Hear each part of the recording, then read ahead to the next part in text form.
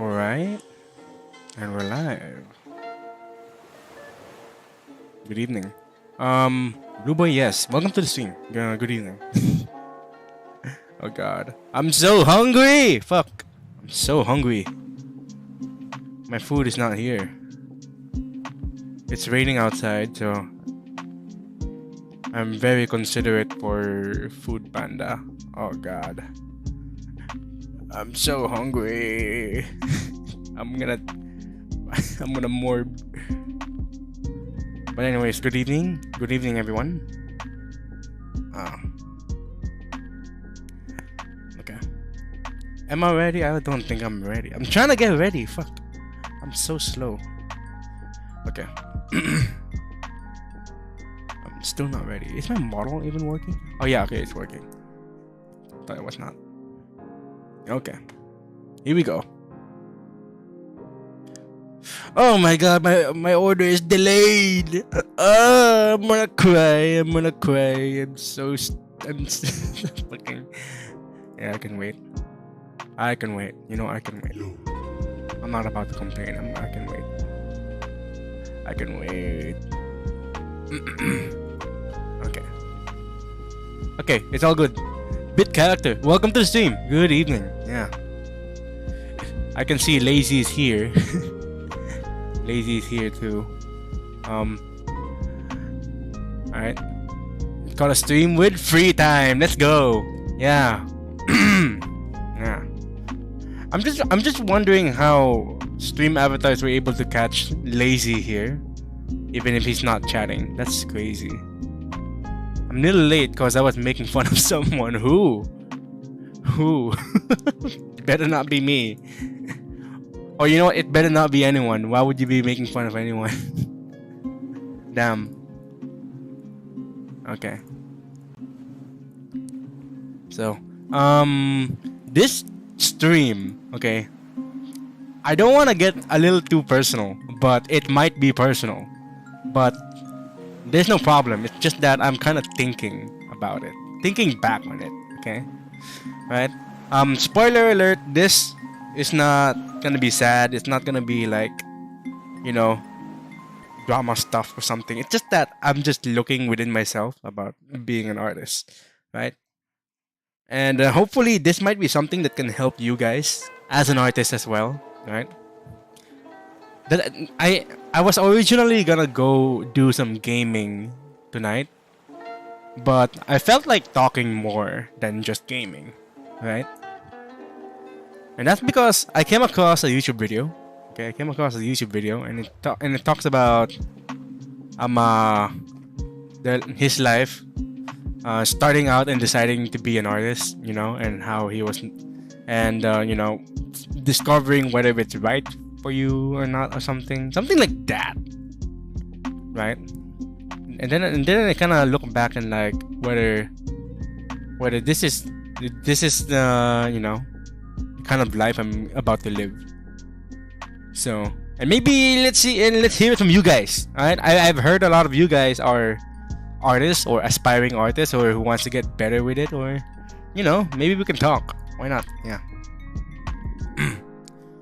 Anyways, hopefully it's not too sad. I don't want this to be that sad. I just want to, you know, put some kind of reflection going on in here, right? Okay, I think I'm ready to stream. Let's go. Let's talk. And we're here. And the music's gone. There we go. The music is back. Okay. Okay. Out of topic, but my brain said I like Lego now, so yeah, I like Lego. Yeah, that's fine. I used to be a Lego kid back then. To enjoy your life with that. Anyways, good evening, everyone. It's 9:06. Yeah, it's 9:06. So, just in time. I'm feeling great that I'm starting to stream a little earlier now. I remember before, I would stream usually at 6 o'clock, and then I moved up 7 o'clock, and then I moved up again 8 o'clock, 9 o'clock, and then 10, right? And I fear the day that I'm gonna have to stream at 11, right? And then if ever I'm gonna have to stream at 12 o'clock, I decided I'm gonna stop streaming. if I'm gonna have to stream at 12 o'clock, right? And just make videos. No stream, just videos.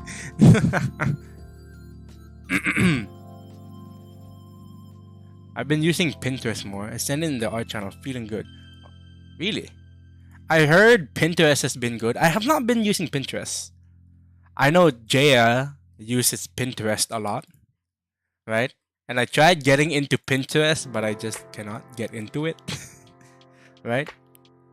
But it's a good source of inspiration. But me, I use Instagram. That's why I kind of work a little different.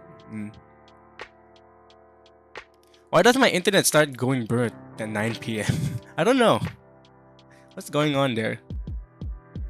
I had a moment before where like the internet would be very good in the midnight, right? Compared to the day, because everyone's not using the internet at midnight. So I'm like, I'm the only one. Hell yeah. I don't know. Feel good getting to draw this many characters. I think it'd be very nice to have like an array of characters, right? It's as if you're like building a whole world. I think that's the satisfying part, and seeing it all come together and make it work. I think that's the fun part of being a storyteller. Yeah. PH weather. I guess it's the weather. The weather in the Philippines. It's raining hard right now. I mean, in my area, it kind of slowed down, right? Because it's been raining, it kind of slowed down. But it might get stronger a little later. I don't know. The weather is kind of unpredictable now. Yeah. Hopefully it gets better though. Anyways, welcome to the stream, Andre. Been a while. Yeah.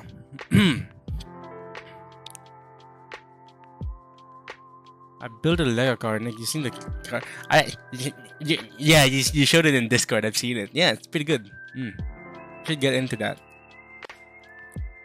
You know, it's times like this where like you're better off encouraging people to get into something. But I don't know. Part of me thinks like you really shouldn't be encouraging people to go down the rabbit hole. Right? Like, it's like when, remember when Genshin Impact first started and the first few players are like recommending it to your friends, like it's good, it's free, holy shit, right? But they wouldn't know that it's going to become an unhealthy relationship. Damn. When I started getting into Legos, I'm like, Legos were good, right? I was building and stuff. But then I started collecting. And then my wallet was like, oh no. No. And that was me when I was a kid, right? Like every money I got, I would use it for toys, like Legos and collectibles like Bakugan, Beyblade, right? Get into the rabbit hole. You're in it for a wild ride. But I don't know. You better enjoy your life more. And you better learn to live a little. Yeah. Genshin's a scam. That's up to you. Right? Like if you've been playing the game and not spending like a single dollar, then great. But me, I've spent money on it. And I kind of regretted that.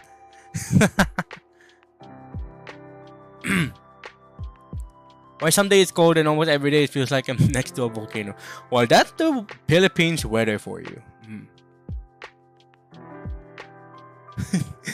Nick, if someone says, Nick, nasaan ka na? Say, nasa puso mo. I'm in your heart. It's free for the price of upgrading your phone, only to find out it doesn't support the game! Oh no! Oh no! Ganyu is collecting dust with no artifacts. Well, I have not touched Genshin for like the entirety of 2022. Can you feel it? The entirety of this year I have not talked about. I've not touched my Genshin account. But anyways, I want to talk about being an artist, right? I think I want to talk about it in a good way, that it's been changing my life. When I started becoming an artist, I was not sure if this is something of my profession that I want to go. Because everyone always tells me that it should just stay a hobby, right? That art should stay a hobby. What do you guys think about that? That sounds like a very typical Asian thing to say to your children. That it should stay as a hobby. Never get into it, right? So switch the chat to the left. I'm not doing that. I'm sticking with my overlays. But anyways, you know what? I'll entertain you guys a little bit if you really want to sidetrack about Genshin. Yula screaming internally every time we're banning that. Yula is I don't know. I could never get into Yula. The timing of the burst thingy is just kind of weird. Art can be a career, but only a lucky few can make it work. Yeah, that's the thing. But I kind of thought like should you really say lucky few, right?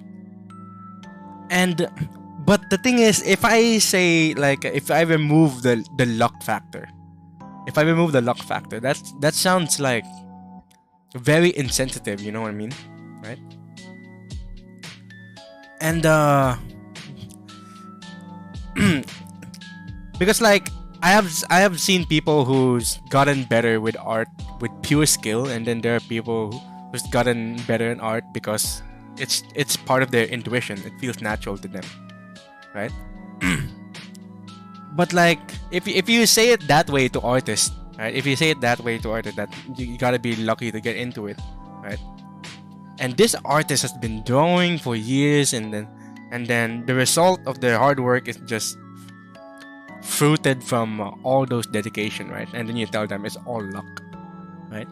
So it's also insensitive, right?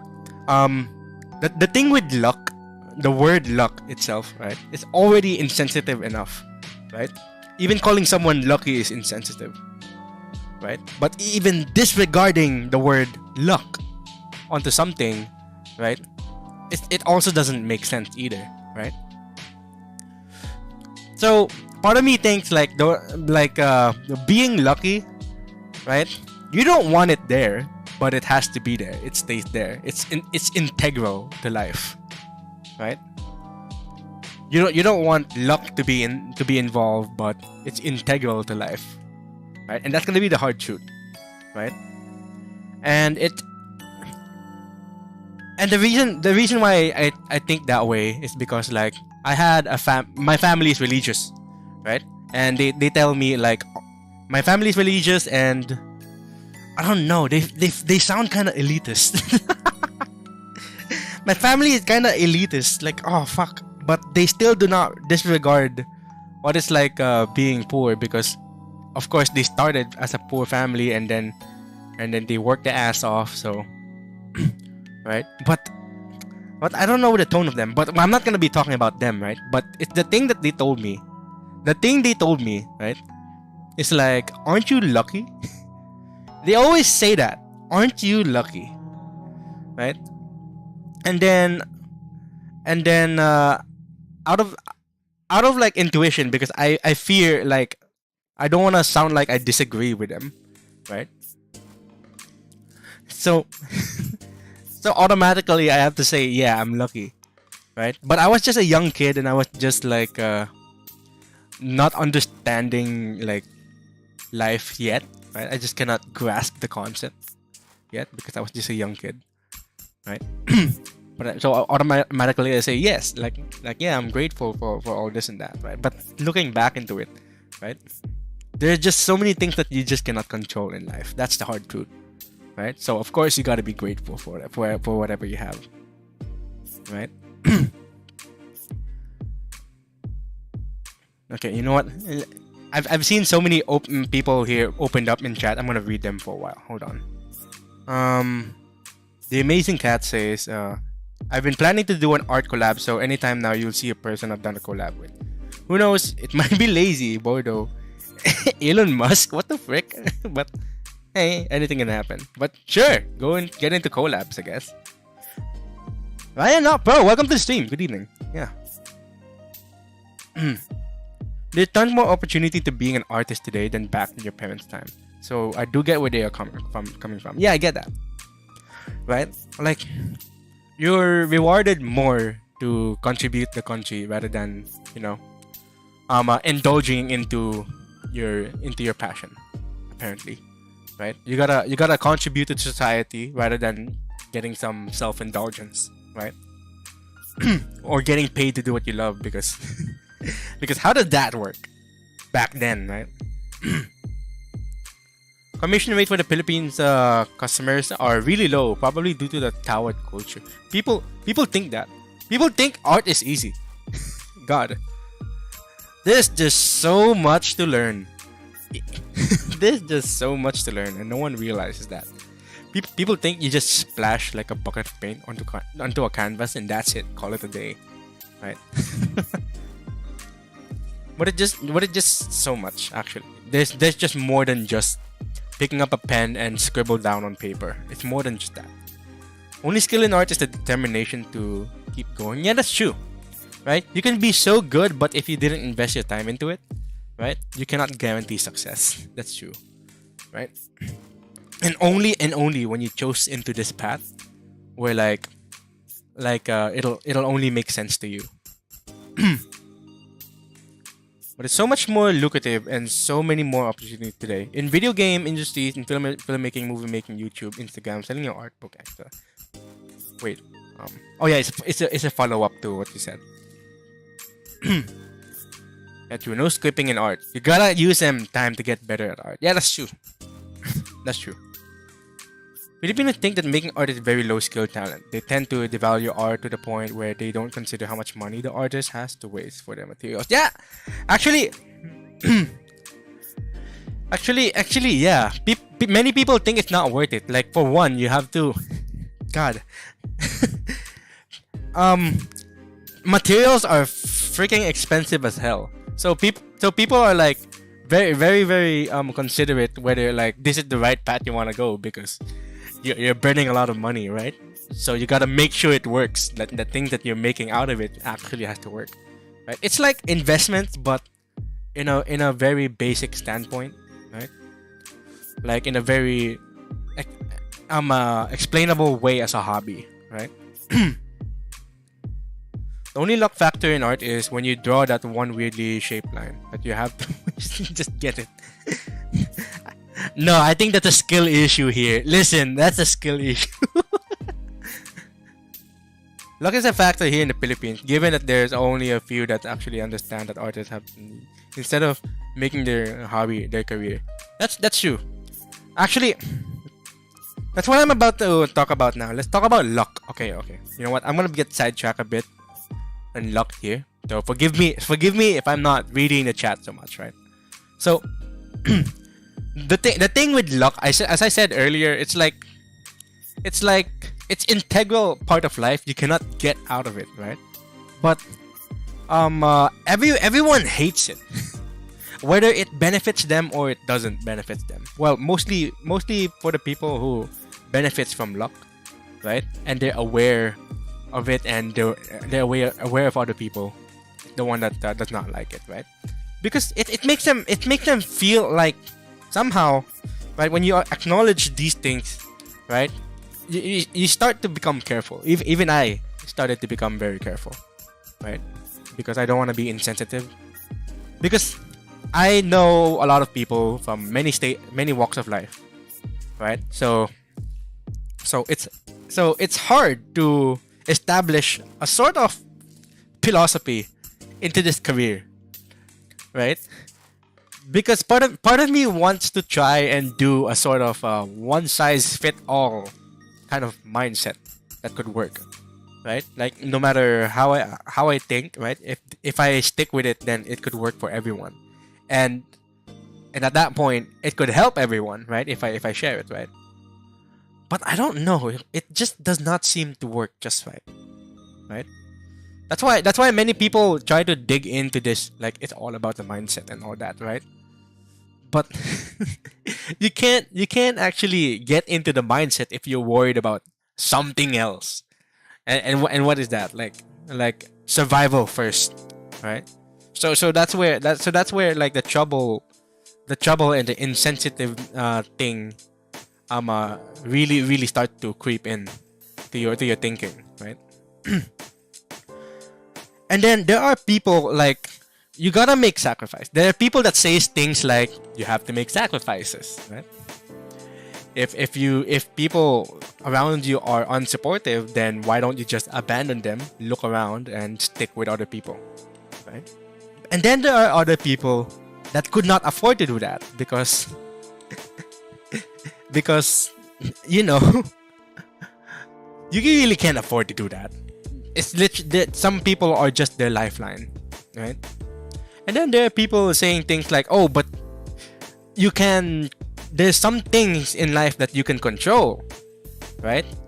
You can control, like let's say, what do I say, what exactly can you control? Your determination to get into these things, right? Like, so the more you focus into it, the better, right? And then there are people that will say things like, there are many things against me that I cannot control either, right? so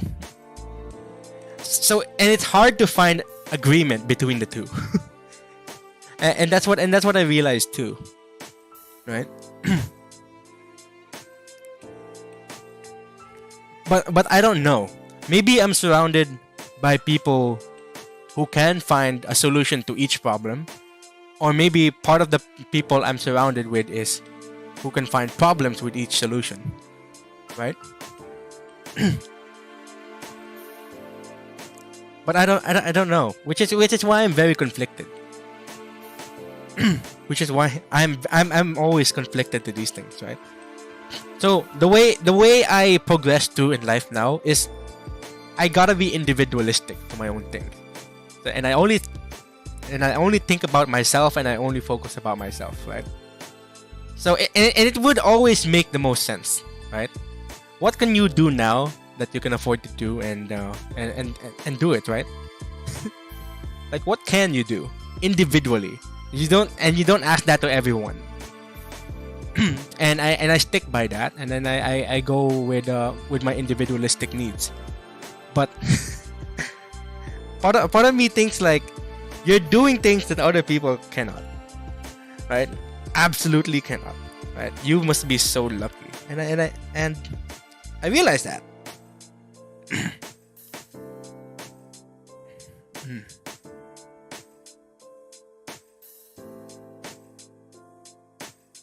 I'm reading chat. People are really deep into this. I'm reading chat for a bit. Hold on.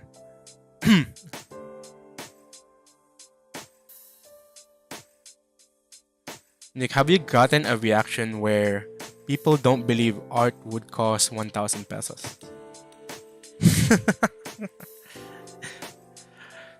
in the Philippines, right?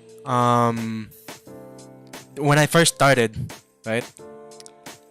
My usual price is 500 pesos, and that's $10, right? And it would make the most sense with me, right? Next, I was offered by an interested individual who wants to buy art from me for 100 pesos, $2. Inside, I was mad, but I just cannot refuse. I took it, but lucky part here is that it couldn't continue because... But I don't want to say the pandemic was a good thing. I don't want to say the pandemic is a good thing. It's always a bad thing, the pandemic, right? But the pandemic happened. I could not deliver. I could not do anything whatsoever, and the communication just stopped. Everyone shift their focus into the pandemic, so we kind of forgot about that. Yeah. 500 pesos. It's because I was selling it to a fellow student in my school. So I was like, consider it. Or like, okay, 500 pesos is like 3 days worth of allowance, right? So it should be it should be a big investment for this particular student, right?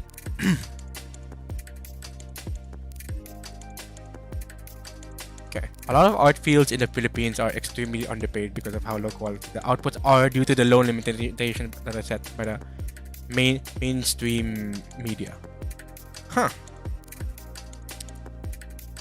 Yeah, I kind of agree with that.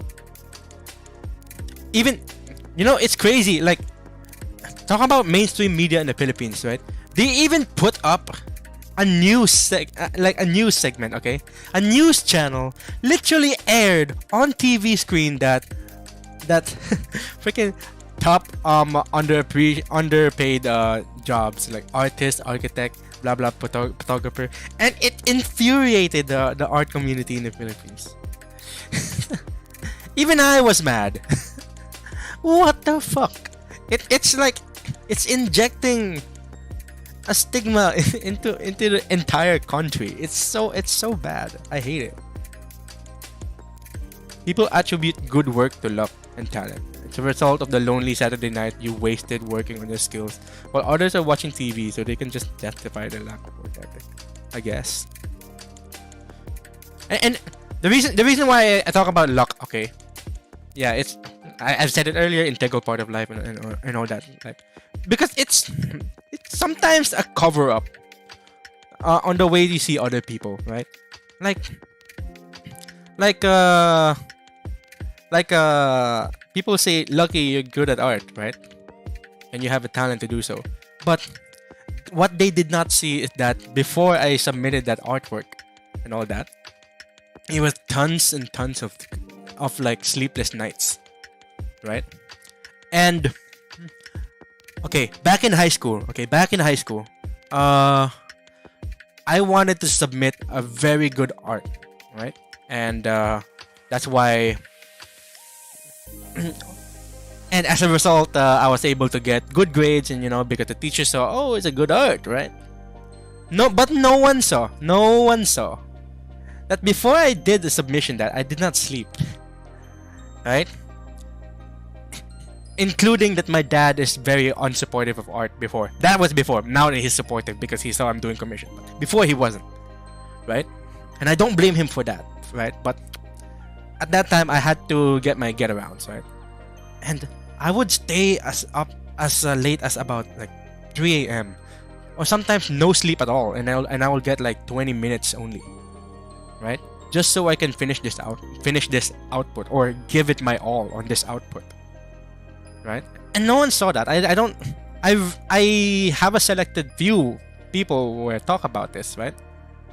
Because I needed to vent. I need a few people who could understand me, because if no one does, right, I wouldn't be here. Maybe I would have probably given up on it, right? If no one had an understanding about the things that I do back then, right?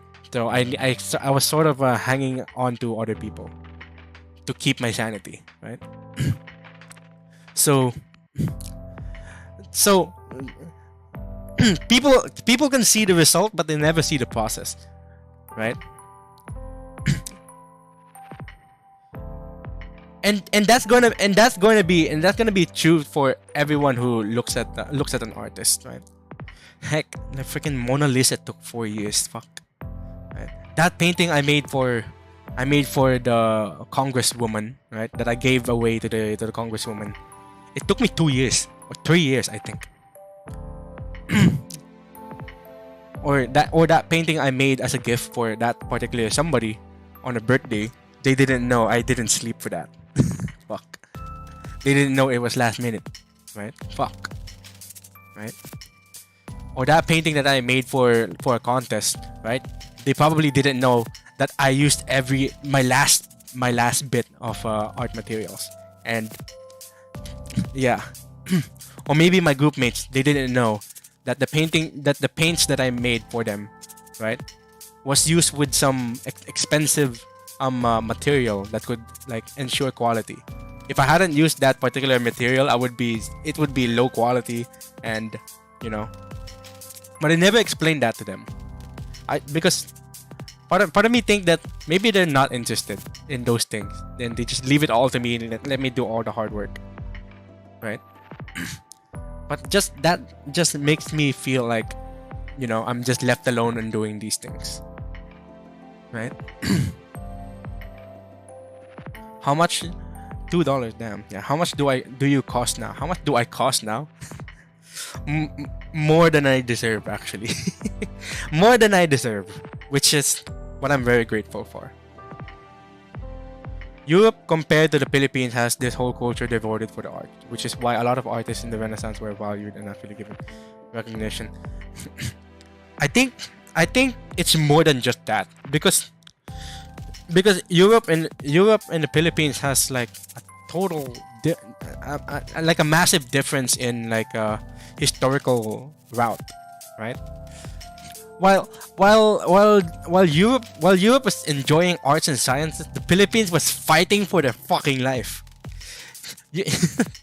under a colonization period. So you can't exactly use history as a because as an excuse to why the Philippines is not into it. If the Philippines is actually rich in arts, then why are they boasting about tourism and rich in culture and all that? Where did that all come from? I don't know.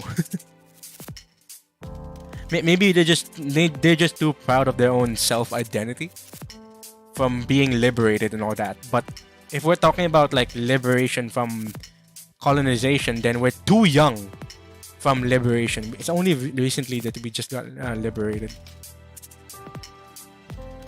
Even now, we're still not liberated. Fuck me. Current state of politics. I'm not gonna talk about it. Fuck.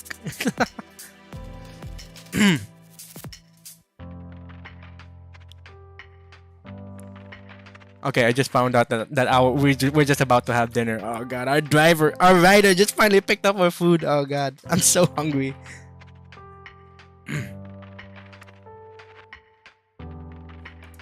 Chris God said, "So Nick, new art for Game Overlord. I'll pay $2.50. Fuck you, no deal." What use is his skill in the art when there is no one to value it? My answer to that. If there's no one to value your art, what's the value? Right? My answer to that is your sanity. Your own sanity. Right? It's because art more than just have monetary value, right? And if it lacks that, there's more than just value than monetary value. It's therapy. It's an outlet. So if you enjoy it, then get into it. You don't want to get that taken away from you if you enjoy it, right? If it's your happiness, then that's value on its own, right?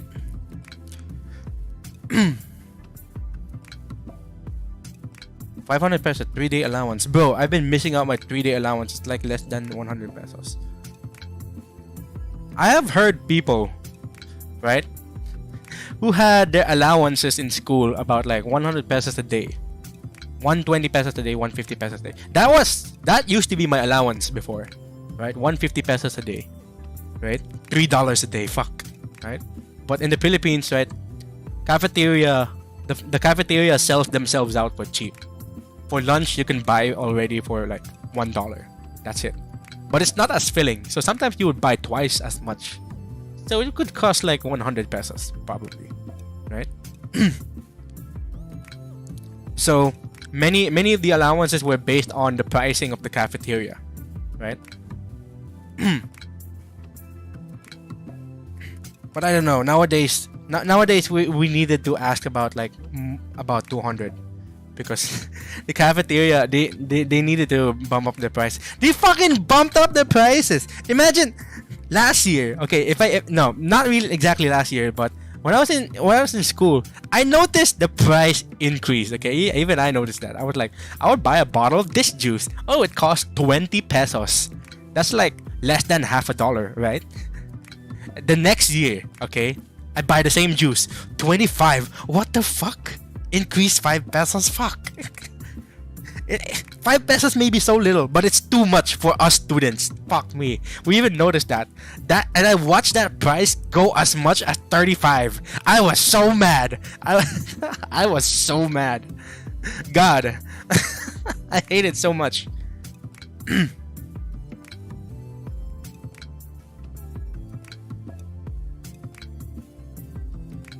In this time, it's better for artists due to the fact that there are communities that actively support other artists online.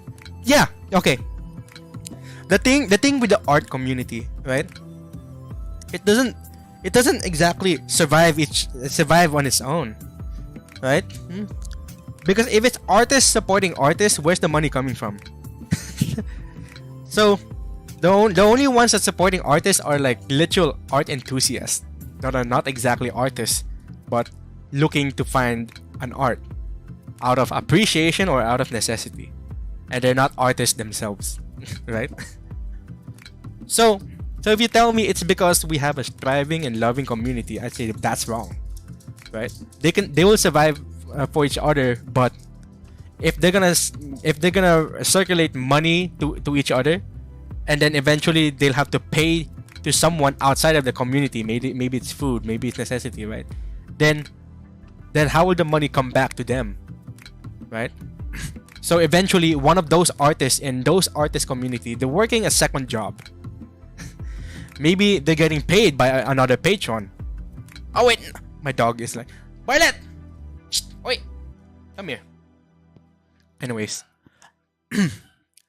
so maybe the artist that brings the money to the artist community, maybe they have art enthusiasts buying from them. Maybe they got a patron, maybe they got supporters, or maybe they have a second job, right? A thriving community is like, it's. Wait, hold on. I gotta take this call. Hold on.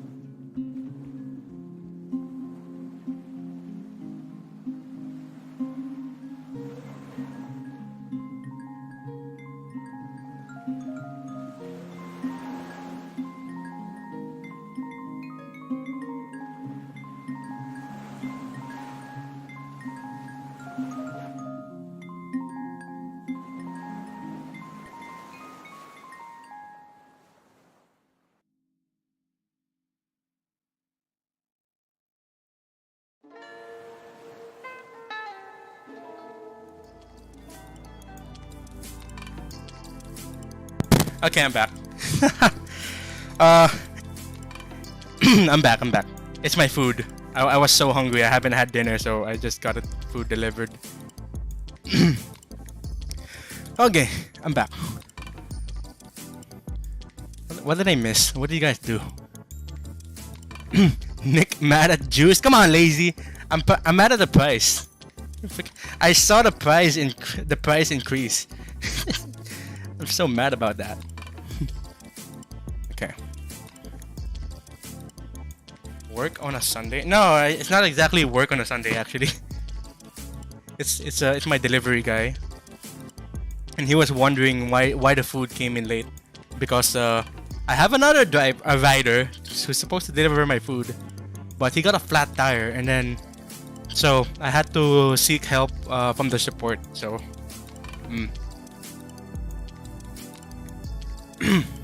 what was your food? I'm not saying. It's for you guys' sake, okay? Because I don't want you guys to be craving, okay? I don't want you guys craving. Just tell? No, I'm not. I'm doing this for your sake. If I tell you that, I don't want. Okay, come on. I've said this in the very beginning that I don't want to come off as insensitive. Okay. That's why I have been very careful in my opinion about luck. Okay. Leaving, not sharing. I'm not supposed to. It's rude. The reason why I have to eat now is because I haven't even eaten dinner. I'm hungry. God. Behave, lazy. Okay, lazy, you better behave. I'm just trying to survive. While you eat, why not play a cube game at the same time? No, I cannot. I cannot focus eating while playing. Fair point, I guess. Yeah, now we come to an understanding. Now we. Okay. You don't mind, all right?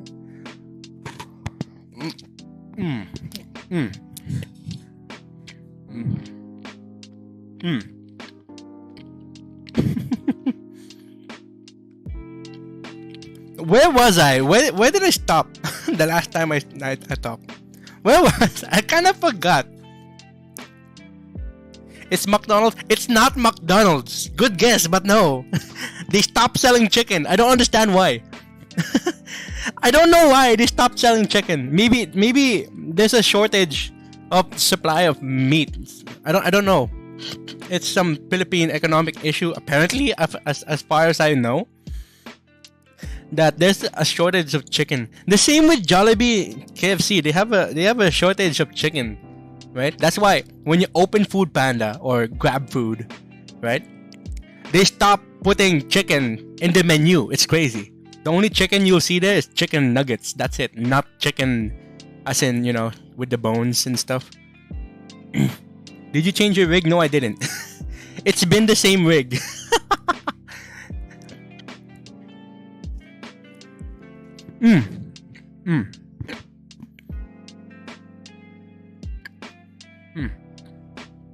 Because I am eating. I'm starving. It's 9:46 and I'm just eating dinner now.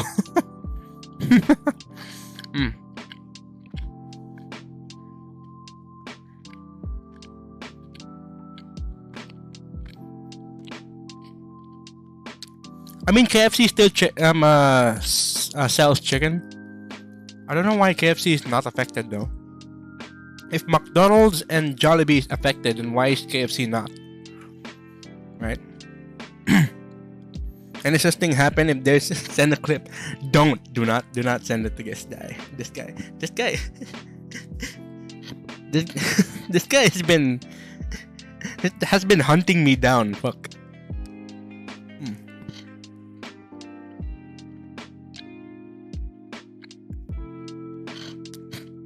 And not sharing. It's for your sake. If I tell you what food it is, God, you guys will start watering. And I'm not saying this because this is the best food I got, right? But it's because I'm talking here, right? And there's some of you guys who maybe finished from lunch, right? From dinner, I mean, right? And you might be eating again. Damn it! I don't want that to happen. I want you to, like, you know, keep your diet healthy. KFC and chicken is the whole brand. All the chicken that McDonald's and KFC and Jollibee has all came from KFC. Fuck me in the ass. It's a whole monopoly.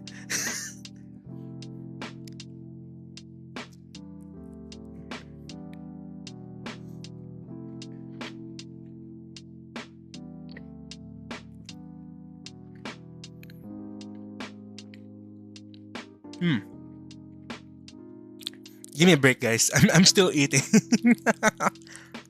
and then we'll get back. Come on, I promise. I just have not eaten. The best food Nick had, probably just here. It's popcorn. Popcorn's my favorite. If I can just popcorn's my favorite. It's not cereal. God.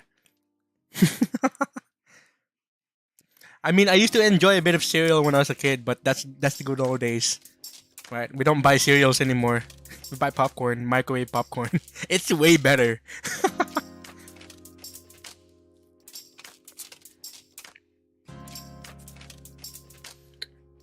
I hope this guy choke on the food. Can I just eat in peace? Come on. Oh no. I'm not about to choke. I'm not giving you guys any such clippable materials. Come on. Give me a break. I'm not eating.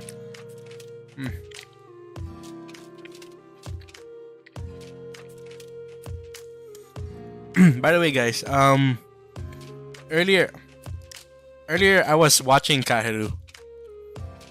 And I'm thinking, like, when was the last time Kahiru streamed? Right, but when I got there, when I was watching, I was lurking. Yeah, she's been alright. Yeah, she sounds like she's having fun. Yeah, and that got me thinking, right, when I was watching Kahiru, because the other day, right, I was watching a VTuber who's part of a group, right, an agency, right. And they were saying something about Filipino VTubers. And it's not a bad thing, okay? It's not a bad thing. They were saying things like the PH VTuber scene, right? It's kind of confusing sometimes, right? Because they know Filipino VTubers who streams and is just speaking English, right? So it's kind of confusing. Who are we catering to? Who the hell is PH VTubers catering to? Are they catering to Filipinos or English-speaking people? Who do they want? Who do they want their viewers to be, right? And I thought, like, interesting, yeah, interesting discovery. Because I'm like that. I'm a Filipino VTuber and I just speak in English and I don't attract Filipinos. I mean, I have Filipinos, but not all of you guys are Filipinos, so.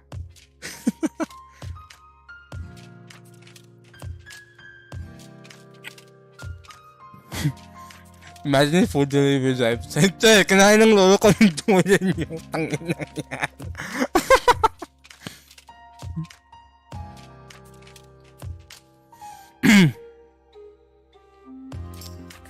Next stream idea. Listen to a Bob Ross video, but you have to do it digital and can't look at this. I was thinking about doing that. I'm listening to Bob Ross and then we'll just draw from that. You know what? I'll just put this for a while.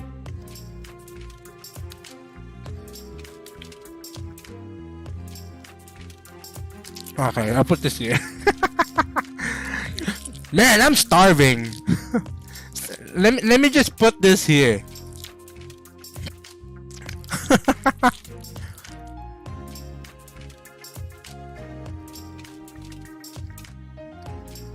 Nick doesn't attract Filipinos?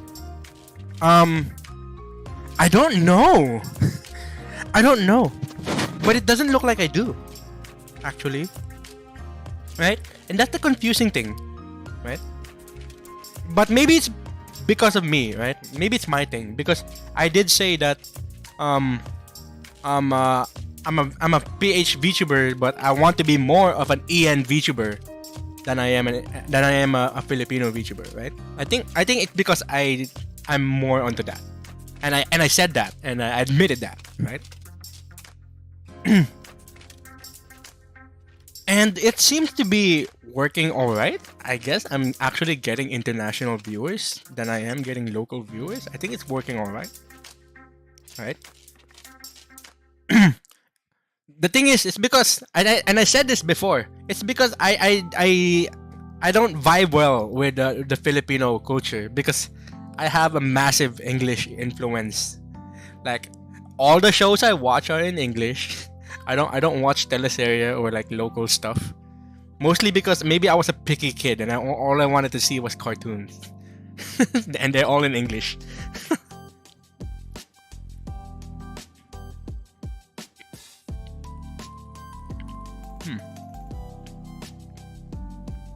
I guess that's why some do Tagalog only streams. I guess, yeah, right? Now that you mentioned it, yeah. That's why I see English speaking VTubers, Filipino VTubers, often would dedicate a stream that is like purely Tagalog. Like is this like do you speak Filipino rarely? What's going on? Right? So it's kind of interesting.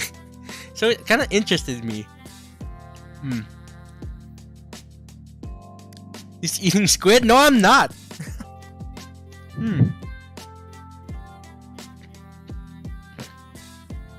No, I'm not. I'm not eating squid, guys. I mean, I could. Squid is good.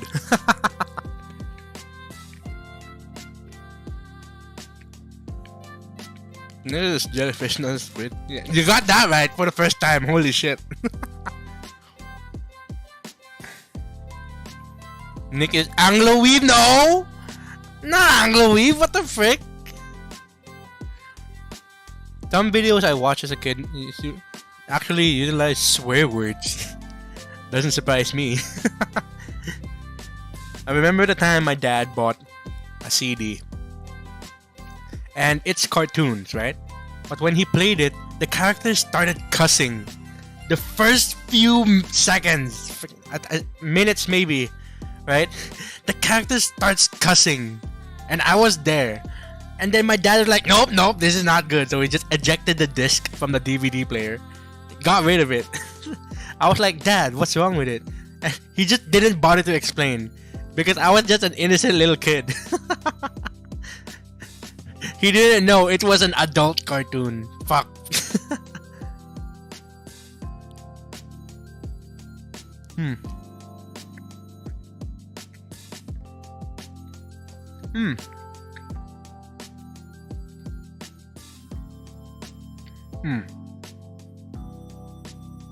Oh, it's eating barbecue chicken?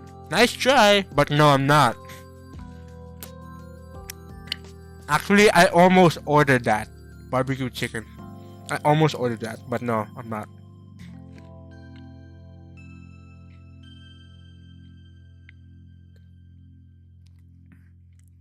I guess those cartoons are from adults. It was a long time ago, right? When shows are from a disc, or on a little disc, on a DVD. It was a long time ago, so I was not sure what the heck it is.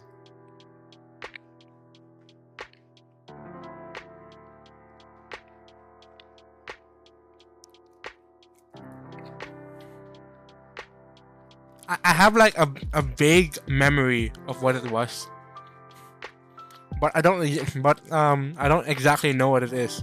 It's so obscure. It's not one of those like big name cartoons, right?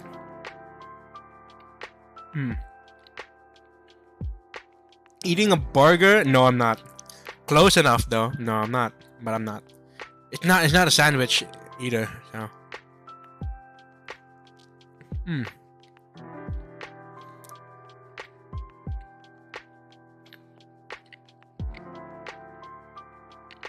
honestly, a year ago or so, I realized Mr. Bean actually speaks English, but a little bit mumble. Doesn't he? What the fuck? Doesn't he speak English? Come on. he's just kind of. I think, I don't know if I remember it correctly, but Rowan Atkinson back then sort of has. Does he have a speech impediment or something? I don't remember. Right?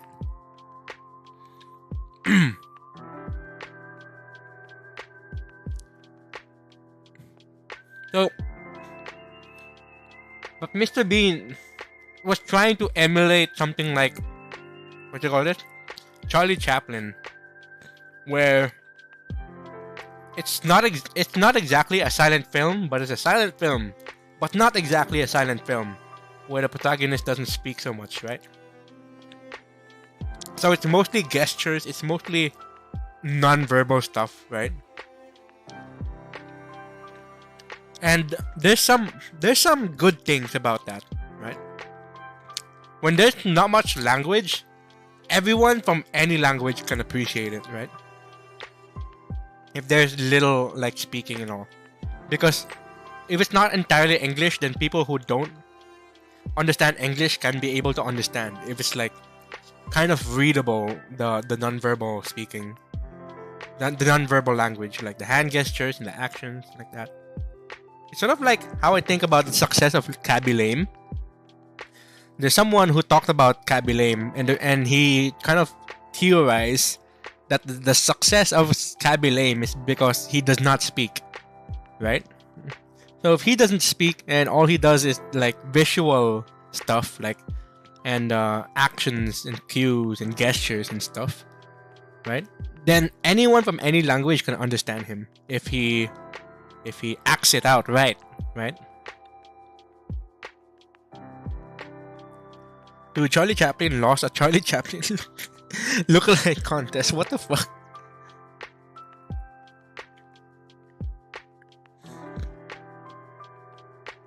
My favorite part of Mr. Bean is when he falls from a spotlight during his intro. Yeah, I felt that. The intro is like has been so iconic. Okay. I'll be right back for the last time, and then we'll be back on topic, okay? I'll be right back for the last time. I'll be right back.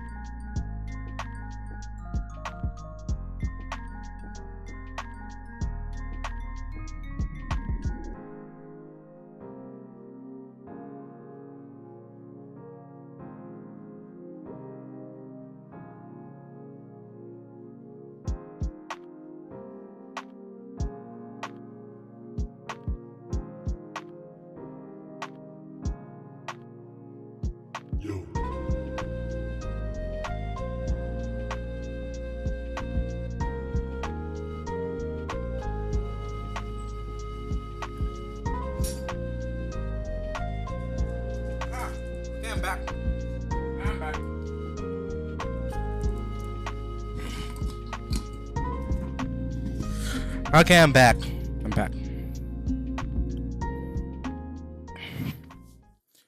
Okay. Now we can get back on topic. Okay. Now we can get back on topic. Let's talk about art. Actually, when did I last stop? Earlier, before I got my food. Excuse me. I got water now. So I'm burping on water. Okay. When did we last stop? Actually, I just got myself another food because my dad just arrived back home and he brought more food. I'm like, Dad, if you had told me you're bringing me food, I shouldn't have delivered. Oh, why? Damn it. God damn it. I guess I'll have to chow this down as well.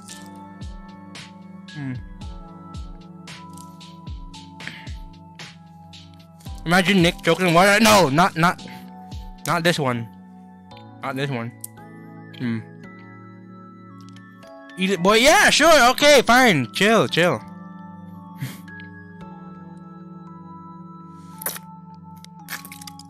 Oh, everyone's becoming a bomb of snow now.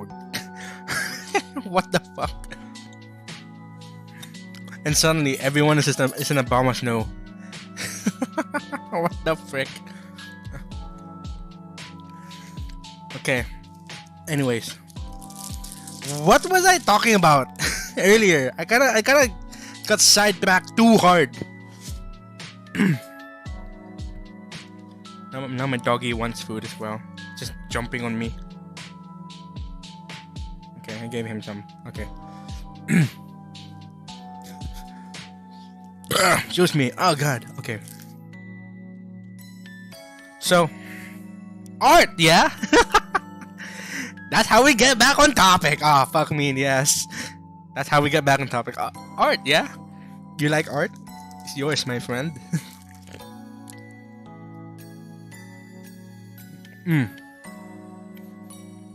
Art, yes. Yes. Trying to remember. Baby face. Okay, Blue Boy. Okay, you know what? Let's talk about it. Okay, you know what, Blue Boy? Let's talk about that, yeah? You said that. Okay, I'll talk about it. So, here we are. I was working on my portfolio. I was editing it, right? So the important thing here is that I got this art finally on my website, so everyone can see it, and everyone's gonna see like that. Yeah, right. I made sure to put watermark this one here, right, and then this one here. This is the exact billboard animation that went to Knox thing. Yeah, the billboard that went to New York, right? Except it's only just these two, right? So you can see Oompaville, Mura, and like that, right? But Blue Boy here had to call me a babyface, and that's because I put a new section, a new thing about my About Me section on my website, my portfolio. Oh yeah, congratulations again. Yeah, thank you. May that be the last time you congratulate me, because boy am I tired to hear that. It just gets tiring to say thank you and thank you all over again, but thank you. Right? But anyways, in my About Me section, I put this. Blue Boy had the fucking balls to call me a babyface. That damn. Babyface indeed, no! What the fuck? No! Okay, listen guys. I had several takes to do this. Look at the window. Okay, look at the window of this thing. What does that look like? Yeah, that looks like the color of a fucking sunrise. That looks like the color of a fucking sunrise. What time was that? I think that was 6 a.m. when I was recording this thing. Right? God, fuck. And what was I doing? Up until 6 a.m., I was fixing my portfolio. Right? I had to overhaul a little bit of stuff in here and remove some artworks. Remove some pictures and stuff, right? So now the home looks like this. It didn't look like this in the beginning, right? And then I have to change this one because if people want to know about who I am, I gotta put this, right? I can't imagine that face with that voice, to be honest. Well, that's on you. That's on. That's on you. But this is who I am, right? Oh, this is a classic sunrise skybox. Indeed, this is a sunrise call. It was so early in the morning. I was recording for this shit. See, I have several takes. Wait, hold on. Let me look for it. Let me look for it. I had several takes to do it. Yeah, let me just open up this. See, I had several takes. And I was wondering, like, okay, if people want to hire me as an artist, how do I present myself? Right? How the fuck do I present myself? So I had several fucking takes. Because I was such a freaking perfectionist. I'm not playing any of these, okay? I'm not playing any of that. Too bad, guys. I'm not playing any of that.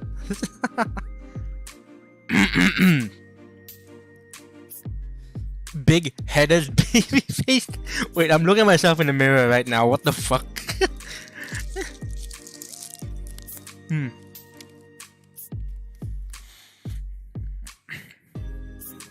How's your hair? How much? Okay, you know, I just came fresh out of a shower.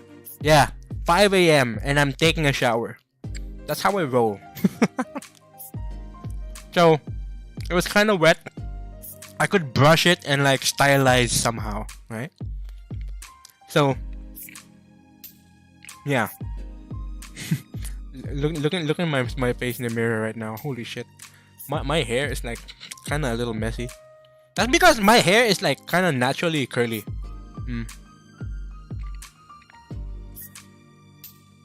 He presented himself as a night owl artist. Oh, you don't know.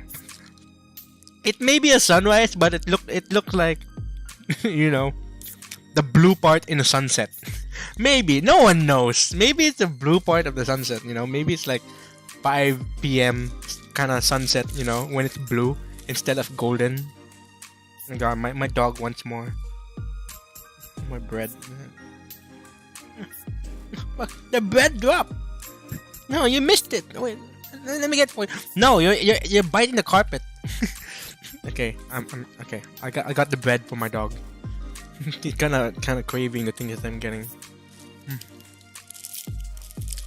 No part of the crew. Everyone's in the Bahamas now. Oh god, why?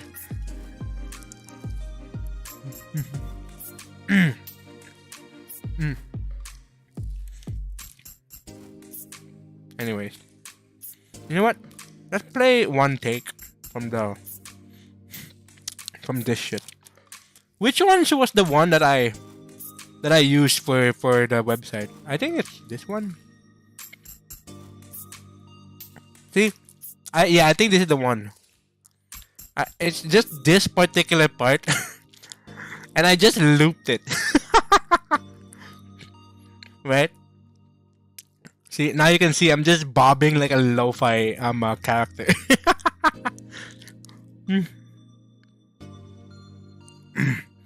He's biting the carpet because he thought the food is in the carpet, so he's just literally biting the carpet. Yeah. Bro, the bobblehead? Fuck you. Fuck you. I'm not a bobblehead. Fuck you.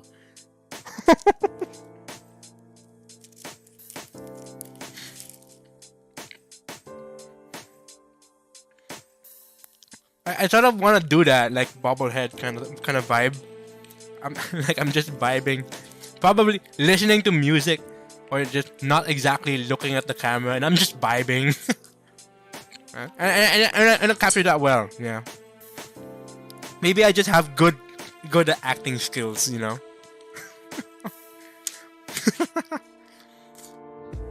I kind of look like I'm in the middle of work, you know. But in reality, like I have several takes, and I was just playing around with the camera, like I was actually sucking my own balls, because I look beautiful. Come on, I look beautiful. What time was this when I recorded it? Let's see. It should be around here somewhere. There, see this? Date created. 6:35. Wait, no. 6:35. Multiply 5:27 a. Holy shit! 5:27 a.m. and I'm just recording myself. Fuck me.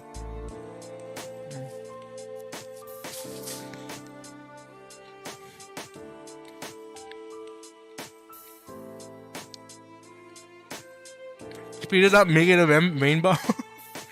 I think I get the reference. It's like as if I got powered up like the Mario Superstar.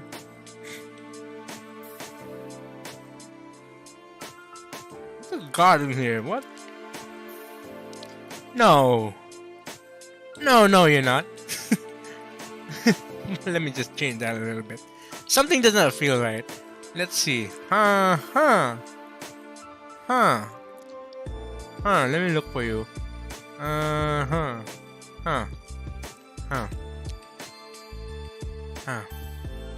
How is it that I can't find you in here? What the fuck? What's going on? Stream avatars? Hello? You know what? You're spared for today. I'm not changing anything.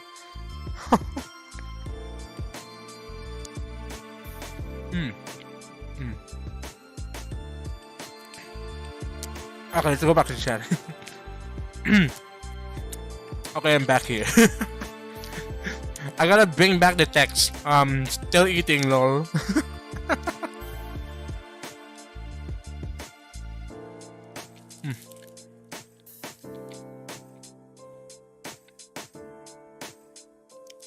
Oh god, we got a duel? Someone here got balls. You guys on a duel?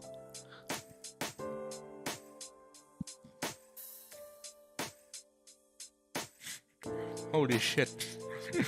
Holy shit, Chris is losing. Holy shit.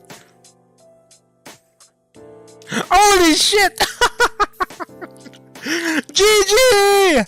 Oh my god. What the fuck? Holy shit.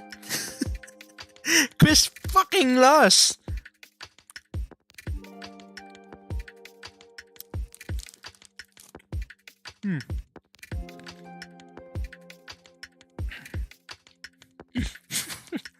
Look like you're one of us now. A Bomber Snow gang. You know what? I'll be on the Bomber Snow. I think. I don't think being Bomber Snow doesn't sound so bad. I'll Bomber Snow. Boom. One of us. One of us, Chris. Yeah.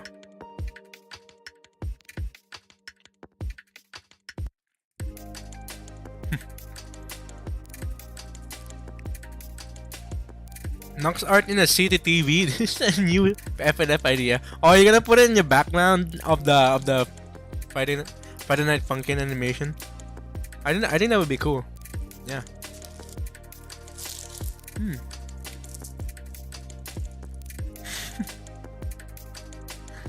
Holy shit, we got a bunch of Obama Snow here. Let's go.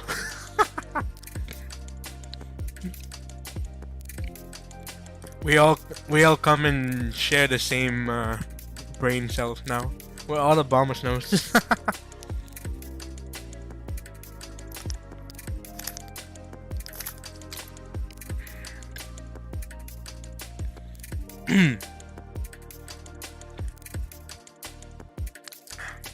Alright. Okay. I'm done for good, okay? I'm not getting any more.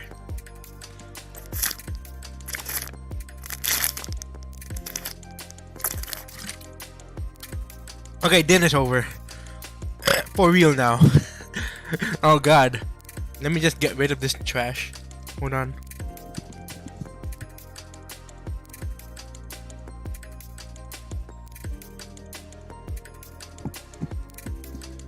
And my dog still thinks I still have food.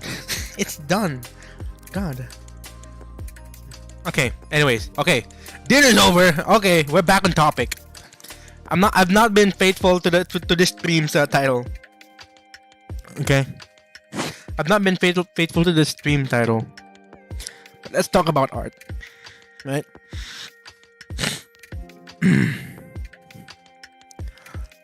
Where did I stop? What the fuck? Where did I last stop? I just keep getting sidetracked. Holy shit.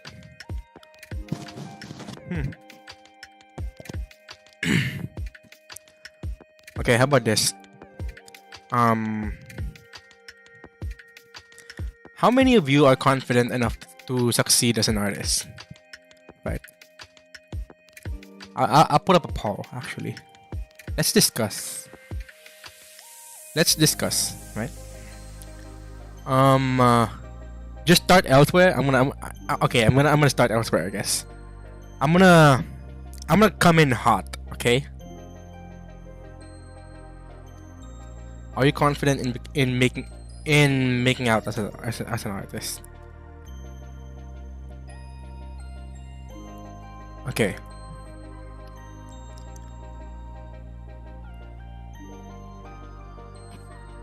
Okay, there.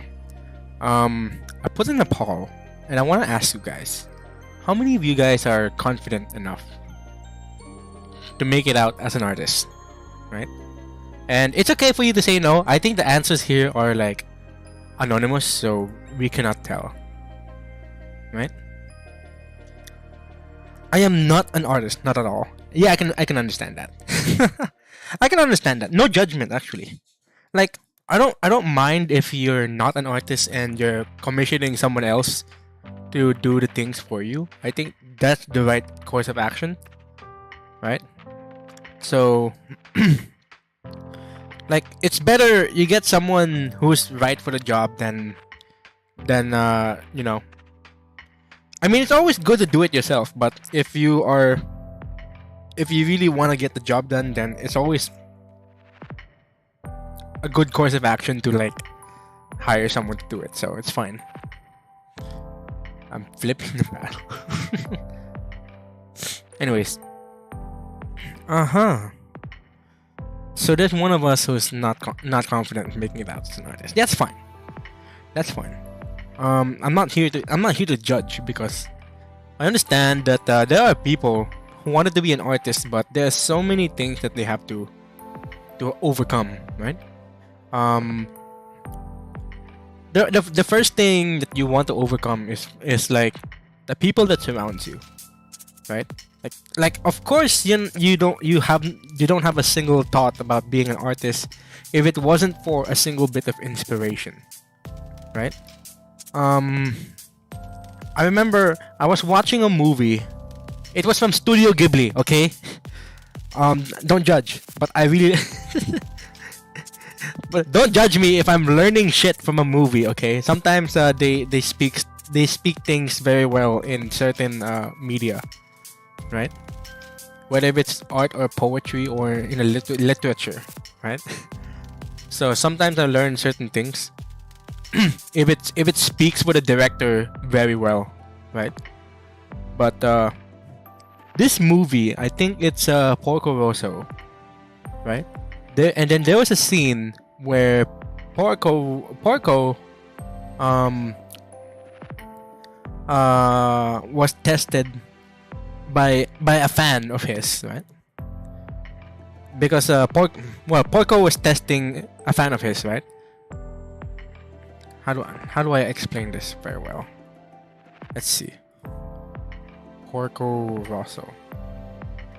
Porco Rosso. Let's see, quotes.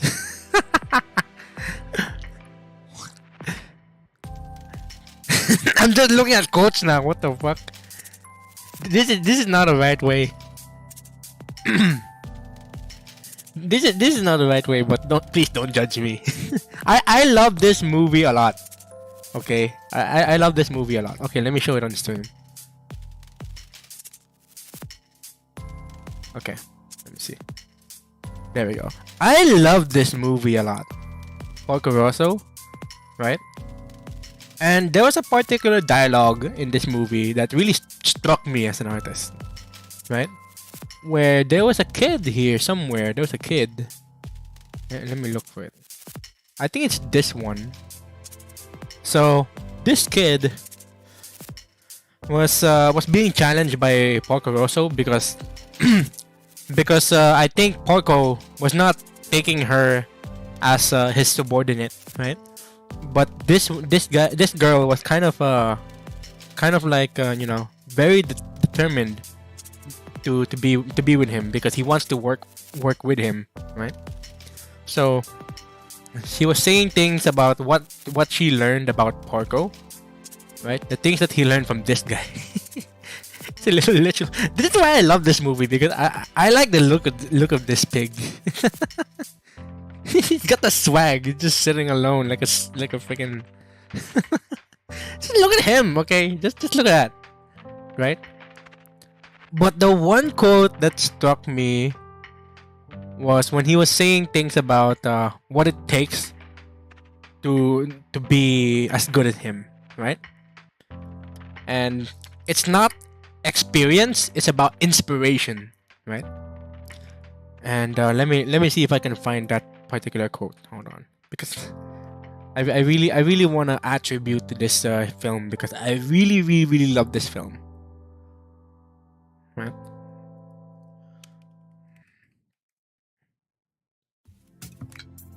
God. Quotes and leadership. This is so freaking. Oh God. When you're looking for motivational quotes in a movie, it really doesn't come off as like you know, exactly what you want to do, like learning from a movie. But me as an artist, I kind of recognize what it's like to learn from literature. So, oh God, oh no.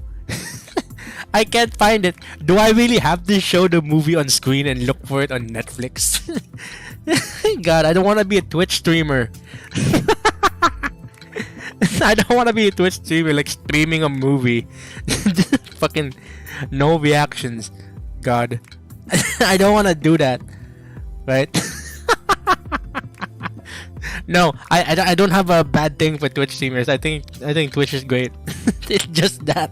It's this one particular copyright freaking thing that happened, right? Oh my God, I'm taking too long just to look for the quote. Okay, you know what? I'll just speak from memory. Okay, you know what? You guys want it? I'm gonna speak from memory. Okay, but if you really wanna get into the things that you really wanna do, right? It doesn't start with experience. It starts with an inspiration. It starts with an inspiration, and that will lead you to greatness, right? And I think that makes sense, because people mistake it as experience. Like, the more experienced you are, the more determined that you are into getting into something, right? People often mistake it with experience, but actually no, right? Because no matter what good you are, it doesn't really spark in motivation that you want to get into something. Right? It has to come from an experience, inspiration, right? And it should really struck you down to the emotions that someone inspired you to do something. Start off with that. Because experience has to come from like past actions, the things that you have done, right? And inspiration comes from a struck of awe that is influence to you. It's an external thing, right? And I think that makes more sense. Streaming movie here that could result in a deleted video. Yeah, that makes sense. Good evening, Jelly. Yeah, good evening, Crystal. Yeah. Anyways, it has to come from an inspiration. So, I remember back when I was a kid, I say that, yeah, I want to do art. I want to do art. Right? I always say that, right? And my dad would catch up on that, and he would say things like, what's your inspiration? I'm like, simple question, but why do I have to answer that? I was a kid, right? Simple question. Why do I have to answer that? Of course, my inspiration is this and that and this and that, but I wasn't really coming from the heart, right? And it really reflect back on my roots as like what really made me into art, right?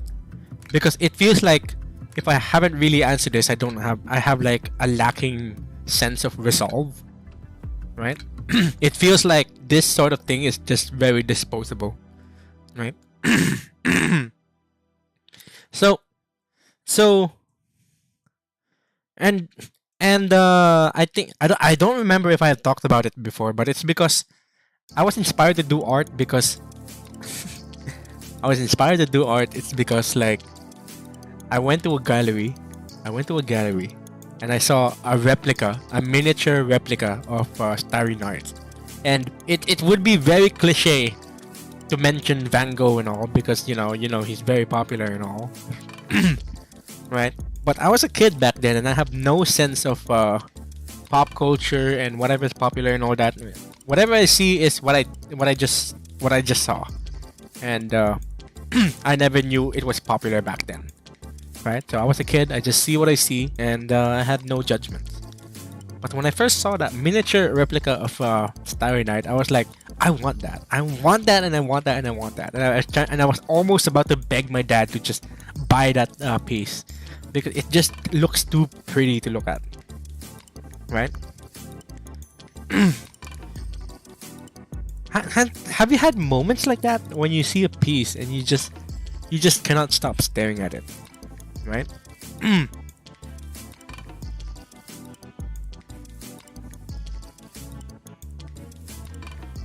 I love art, but I don't think I can ever draw paint like the pros.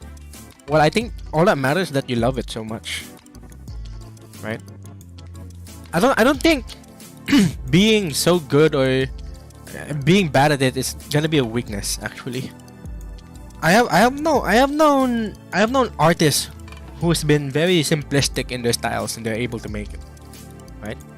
Like if we're talking careers, like not about the technicals of stuff, right? If we're talking about career in art, if you surround yourself with the right audience and market, I think it would help a lot more than just adjusting your levels to a certain standard, right? If there are people who can easily appreciate abstract rather than realism, and if you draw abstract and nonsensical stuff, then you fit in that crowd, right? If you surround yourself with people who appreciate anime and you draw anime, you're better fit with that crowd, right? You're better fit if you draw people. You're better fit with a community of people who draw people rather than a landscape or architecture and like that. So it's all about a matter of like who you surround yourself with. I'm surrounded by art enthusiasts and like people who share appreciation in the kind of style I do, right? So it works out for me because there are people that appreciate the things that I do, right? And that's mostly because like I realized before that the people I used to be surrounded with cannot appreciate my stuff, but I found a selected few people of mine, right, who's able to appreciate with them with my art, right? So I said I want to go where you go, right? So I kind of abandoned the people who could not appreciate my nonsense stuff, right? Because before I used to draw nonsense, like it's abstract and no one could understand that, right? And then I stopped pleasing those people. I stopped trying to please those people because those were the kind of people that want realism, want accurate stuff, like accurate lighting and accurate realism or whatever, right? So I went with the people who's nonsensical, more into the unrealistic stuff, and then things pop off because I'm surrounded with people who's supportive of my things, and it works, right?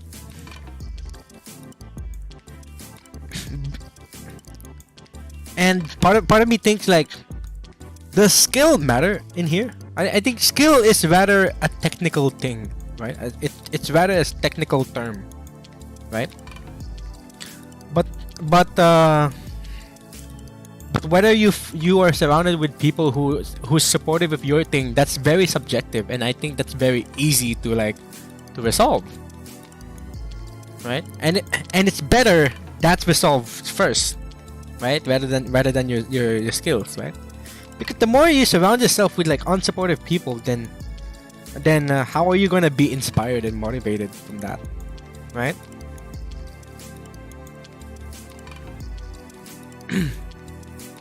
Yeah, Kentaro Mura's work did transfix me while reading Berserk. Really? Ooh. I know several people who are like into Berserk, but if I must admit, I have not read or watched a single thing about Berserk. But people have been talking very good about it. I may as well just check it out one of these days. But hopefully recover the game files and continue working. Making it. Guys, I will check on your fan works like on a specific day. you've been talking about like games and the things that you're able to make, but like I can't exactly like check on them now. So that's why I'm going to dedicate a day to look up on those. So I hope you guys can wait on that, but please don't bother about that for now, because not now. I mean, I want to, but just not now.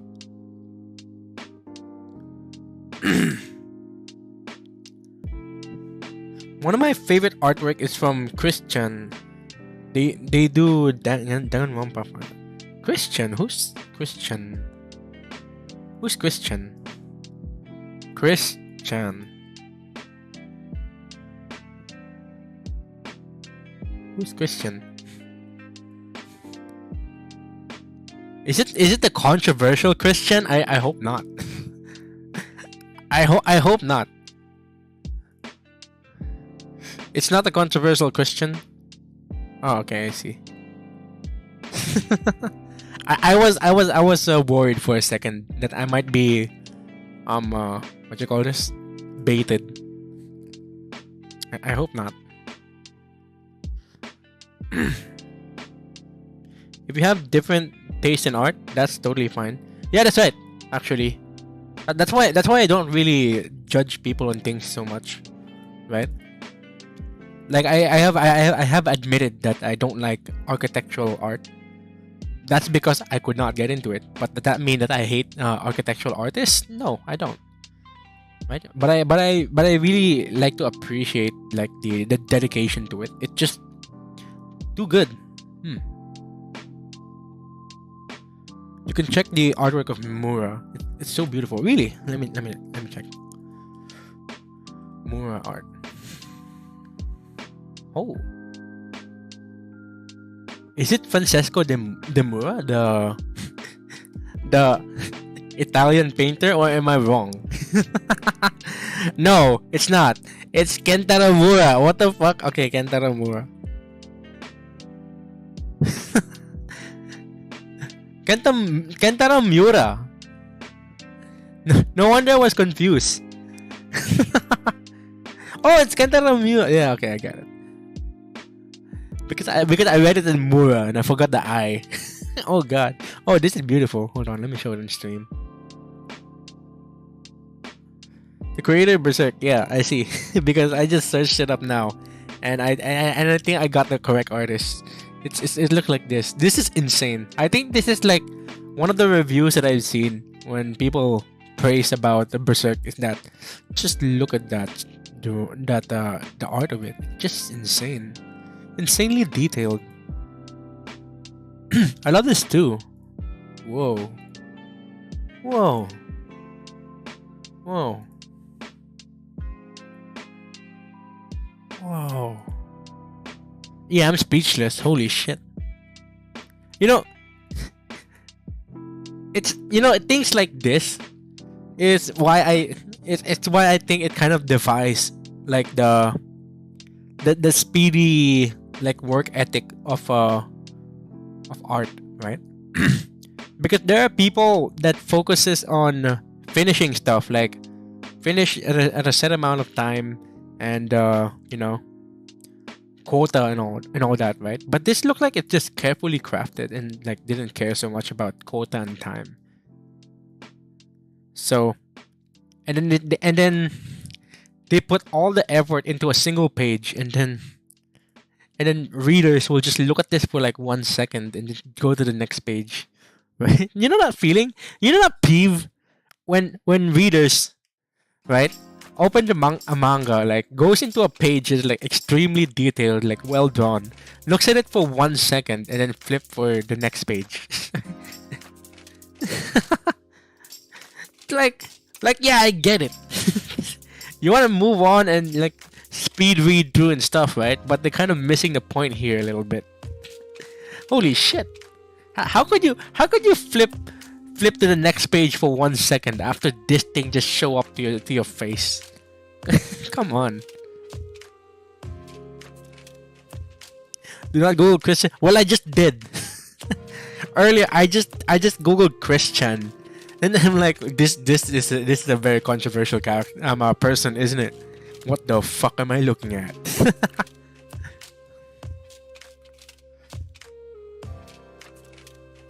He worked in Durangi, and the later chapter in Brazil was so damn good. Really? Durangi. Right.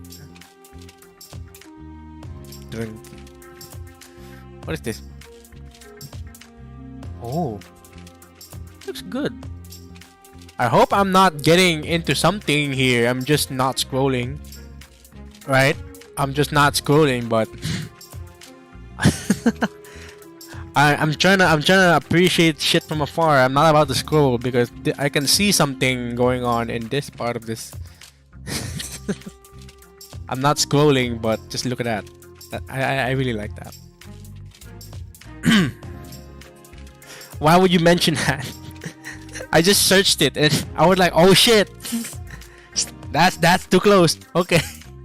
I can't go too far into that. Fuck. I almost freaking walked into a trap. My favorite artwork is from Kakizaki Masasumi. They did Green Blood and Hideout. Really? Let me look that up. Kakizaki Masasumi. Okay, Masasumi. Green Blood, you mean this one? Oh, looks cool. Whoa. Whoa. Holy shit. Yo, it looks badass. What the fuck? How have I not seen this? Maybe I'm just not that big in manga, but look at this. Holy shit. This is so good. Whoa. Whoa. I wish I'd known more about these things. Damn, that's scary. What the fuck is that?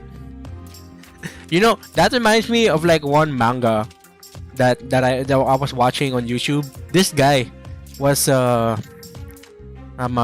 about manga, right? And then he mentioned this about manga that breaks you, right? It's a horror manga, but it's not exactly horror. Like there's no entity or whatever, right? It's just it's more on the drama, right? About people, right? And the scary thing about it is like it's like, you know, being judged and being perceived by your abusive family members, right? So even with a lack of like a monstrous entity, you can still make out something scary. Like it's interesting. Like let me look it up. I was watching other VTubers earlier, but moving on. This manga breaks people. This one. Holy shit. Holy shit, this one. It kind of reminds me of this. Like this manga. This manga has no monsters whatsoever, but it's like it looks like people just going out by their ordinary lives, right? But then you're met with like facial expressions like this, makes you feel like you're being judged down to your, you know, you know, and it's fucking terrifying. It's fucking terrifying. Like this psychological horror of being judged down by other people, right? And being perceived as, you know, as something of an embarrassment. That's horrifying.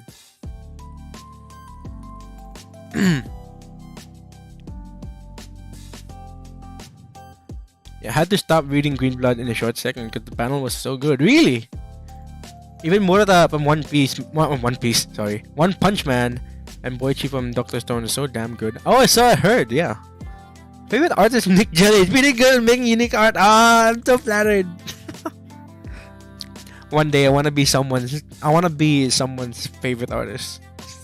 I just wanna be heard as someone's favorite artist. Not gonna lie. Anyways, hello, Vendor-san. Welcome to the stream. Good evening. Yeah. Jenny, I don't know, it looked like a painting of Missy. People thought that, right? Or maybe am I just overdoing myself? like when I do fan art, I think I've talked about this, right? Okay, hold on. I think I talked about it before, but I used to reflect on myself this one time.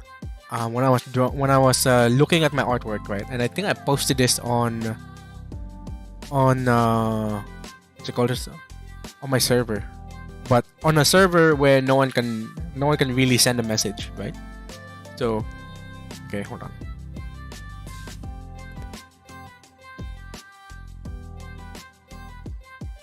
Okay, so there's this part of my server called the study, right?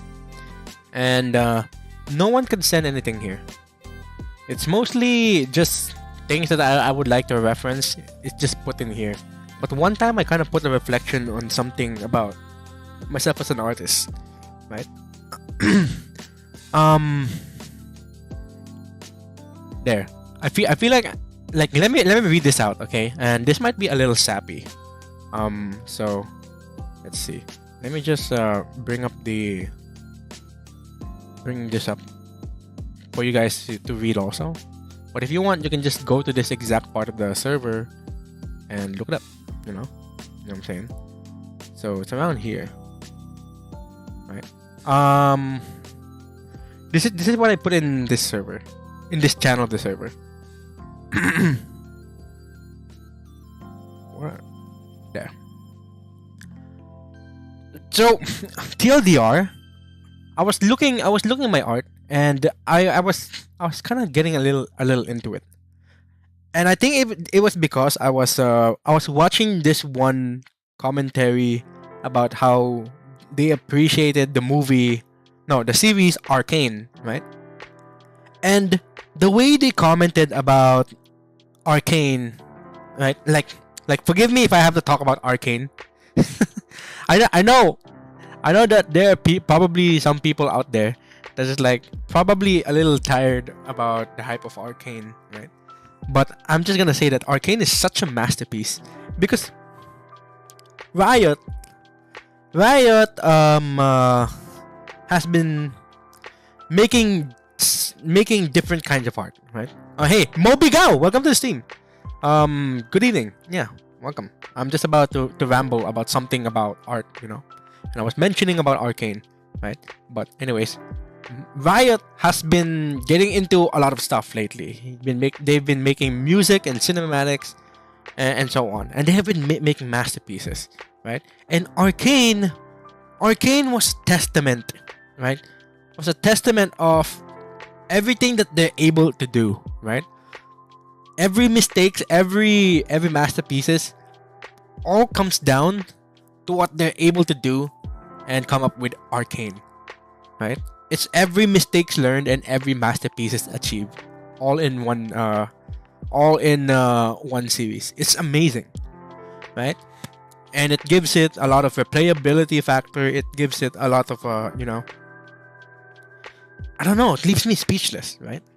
It makes you really sits in awe about what what uh what an industry, what a group of passionate people are capable of doing, right?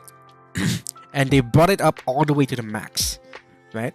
If they really if it's carefully crafted and if it's well loved enough, and then something good happens, something happens, right?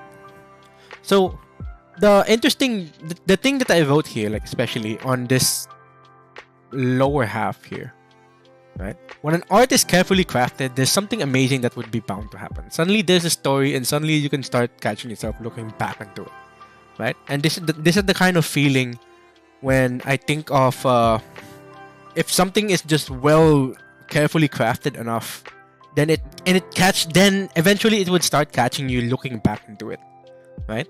Maybe it's stuck in your mind. Maybe you just cannot get your head out of it, right? When it's so good, you come back craving for it.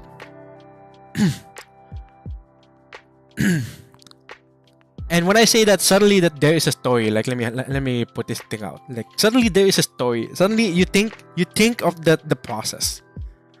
And then when I look back into Arcane, I think back of like how it's done carefully, right? Suddenly there is a story. Suddenly you think about what's going on behind the scenes. Every thought process that come up with all this, right? It's all leading to this very moment, and it coming to your eyes. When an art is carefully crafted, it is composed of every bit of experience, mistakes, and every bit of the journey that the artist goes through, right? When an art is carefully crafted, you can come back to look more for it. Take your time and give it all for your moment. So that's why all the things that I do, I give it time, and I give it love, and I give it care. And I think this is also the time where people wanted me to rush my things, and I think I hear it from my family, most especially, because they don't like how slow I am, right? But that's because I don't treat my artworks as something of a product that you could get out of a factory, where they want everything done as soon as they can and meet certain deadlines, right? Because it just makes it seem so generic and out of a freaking machine. And you're an artist, you're not a machine. So take your time and give it care and give it love, and you'll bring it the most of the moment at the time, right? So every pieces I do, every pieces I make, okay, let's look. Every pieces I make is a testament of what I can do at the time, the best of what I can do at the time. No, I'm not looking at speed tests, sorry. Right? I gave it my all, and looking back at it, it makes me so proud of it very easily, because that's something that I am capable of doing at that very moment, and it really tell. I was not capable of doing this when I'm making this, and when I was making this, I was not capable of doing this, right? And it makes me so proud. When I was making this, I was not capable of making. When I was making this, I was not capable of making this. Right? You always push yourself. It's mistakes learned from this that could make this way better, and it's mistakes learned from this that can make this better. Even I have made mistakes here. You notice I've made mistakes here, which makes me kind of learn for a lot more. Let's see. Let's go to the artwork itself.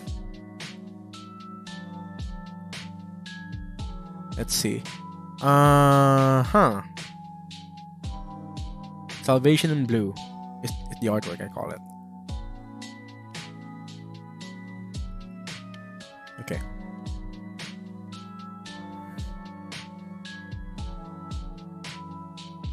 So this one, right? I'm not sure if we can zoom in here.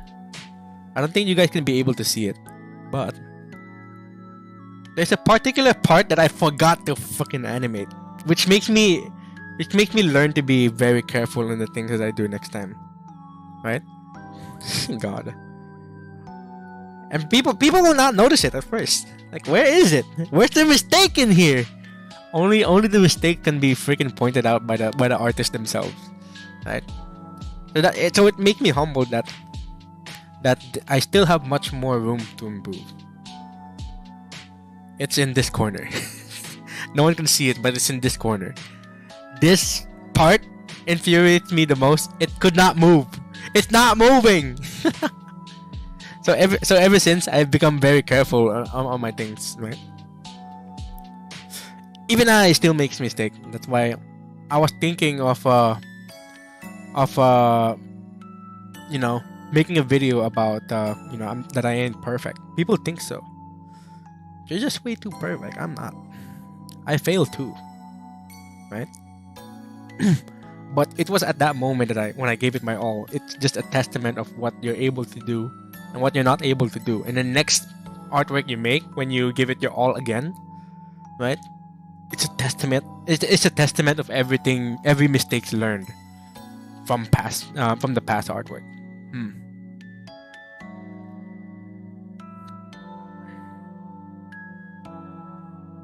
I feel that art is one of the few things you keep on learning. So many possibilities inside your head, and you want to come alive.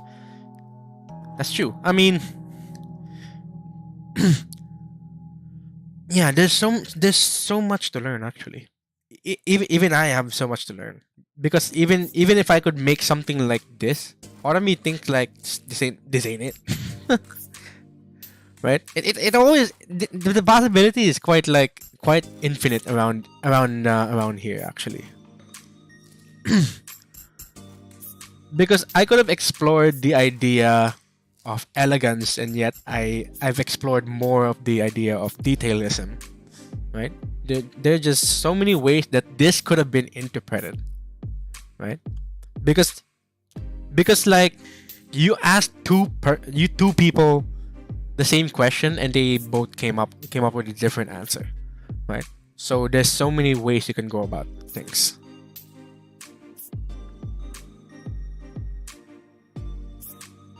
Artist makes mistake and learn from it. You know what? That reminds me. Let's see. What would you like to be? Oh, sorry. That kind of reminds me of something. Wait. How do I put it out? I don't remember. Let me just improvise a little bit. Just open a text document. I remember a time I was working with a friend because my friend was struggling on his art subject, and he needed to put out an essay. He asked, "Can you define art?" And I went super subjective. My answer was something in the lines of the mastery of several principles that plays with colors and materials and blah blah blah. It keeps going. It's as if I wrote a freaking book, right? Just keep going and going and going. And then I was like, this ain't it. This ain't it. That's a lot of things to say.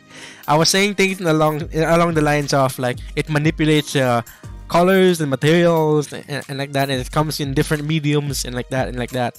It comes in display and it simulates and it brings in a message of this and that, and it hopes to revolutionize this and that and this and that. I was like nerding out just so that my friend can reach a certain like word count on his essay, right? And then I look back at that message and I thought like, no, that ain't it. The correct answer is that art is the art of mastery.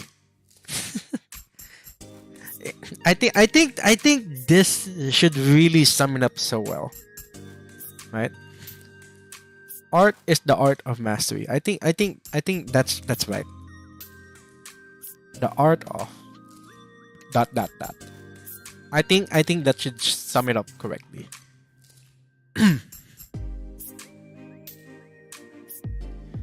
If Jelly non-moving artwork belongs in an art moving, then the current moving ones belong to the masterpiece section. That's because well, yeah, thanks. I don't know what to say about that. Because like at the time, okay. Let's look back. You know, let's go back to memory lane. I'm gonna say this again and again and again and again. That when I first made this, right? I think this one was quite the breakthrough because it was the first animation, right? And I was not like I wasn't here when I finished this. I was like like it's the same thing all over again. It feels like I'm not moving anywhere else, right? So I felt like getting a little bit innovative. Because am I gonna be stuck here just doing the same thing, like just still art, just still images? And I had a vision that what if they just start moving, right, like this? And then that opens up a lot of possibilities now. I don't know, maybe I have this sort of vision, or maybe what, I don't remember the kind of inspiration that put me into just breaking bars and various. But I think that's gonna have to be. I don't know. I'm speechless. But it's always right that the artists are condemned to be creative, right? I have always felt that artists are always condemned to be creative because they need an edge into like becoming innovative and like being more creative than other people. And at that time, I was thinking like, how much more can I do for my art? Because this ain't enough. Because I think at that point, I'm sticking in my comfort zone, right? This ain't enough. So I was thinking, let's get them alive. Let's make them move. So this is it. Can you check Twitter? What's going on? What's on Twitter now? What's going on? Why there's 7 notifications? What's going on? Dun. What is this now? What is this now?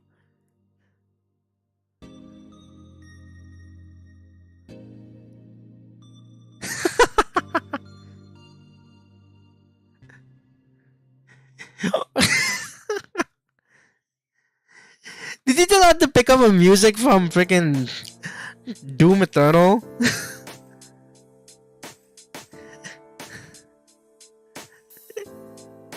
When the stream avatars the content itself. Oh my god. No audio? Oh god. You guys couldn't hear it? I'm so sorry. It feels like I'm just talking to myself. But this is But this clip though, when the stream avatars the content themselves. When the stream avatars the content itself, damn.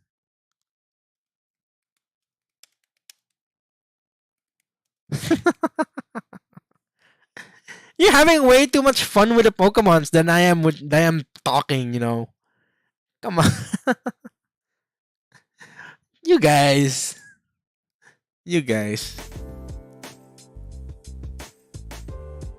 Pork chop spice. What's that? You were talking about that earlier. What's that? You know what? I need to hide my screen for a bit. I'm not sure what's gonna come out. Pork chop spice. What is this? Pork chop seasoning. and you telling me to look up to this? What am I supposed to look at? What am I supposed to look at? It's just pork chop spice. Oh god, the battle royale is coming. Why are you guys doing this? Now everyone's gonna fight. Oh god, now the battle royale is coming. Why are you doing this? Okay, everyone's fighting now. Let me just kind of. Let me just. Let me just let this fight happen. Oh god. Cat 1, what the fuck? Oh my god, you guys are having way too much fun.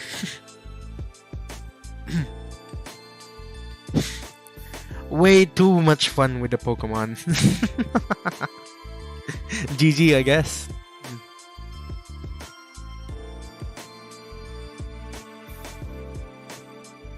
Oh boy, wait, let me just get water for a bit. Hold on.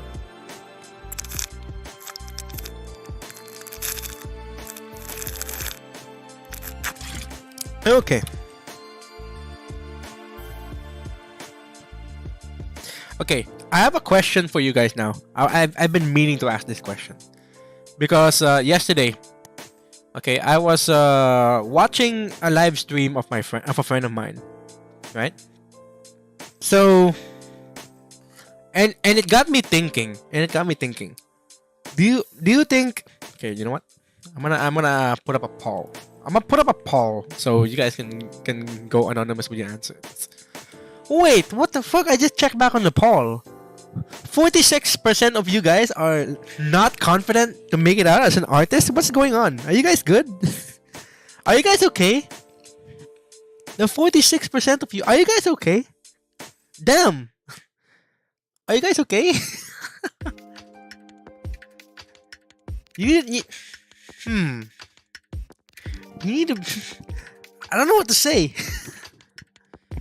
I don't blame you guys, but I don't know. How am I what am I supposed to say? When you guys are not confident with your artistic capability to become an artist, I don't know. How do you inspire people? How do you inspire people? God, that's the one thing I struggle with, because all I do is I just keep up with a work ethic, and I just do what I'm good at. And people say that you inspire me, but I don't know how I did that. All I do is make good work, right? I think the no percent are the non-artists. I guess. But I know artists themselves who are not confident enough, which makes me kind of concerned. I don't blame them actually, because I know there are factors that makes them not feel confident about themselves, right? And it's a normal thing actually. How do I say this? I don't know. I don't want to be an artist. That's a simple answer for me. Really? I see. I think that's fine. Yeah, I can respect that. Yeah. Yeah, I can respect that you don't want to be an artist. I think people have different routes for life. Yeah. But for an artist to not be confident enough, right? But an artist who is able to draw, who is not confident enough, it kind of concerns me, right? Holy shit, I'm speechless. Like, as much as I want to help, I don't know how to help. I was expecting a majority of you would be pretty confident because, you know, because if you can do it, then part of me thinks that if you can do it, then you can do it. But no, it's just a little bit shying a bit on the half.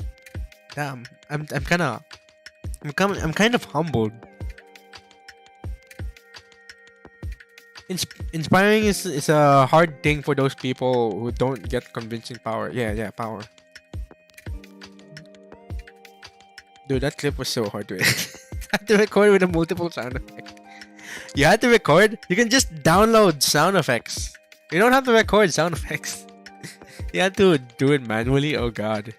That's like so traditional.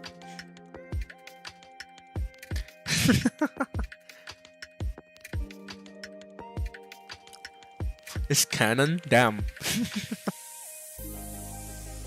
Anyways, I don't know how do I I don't know. I'm speechless. When artists are unconfident with their skills, right?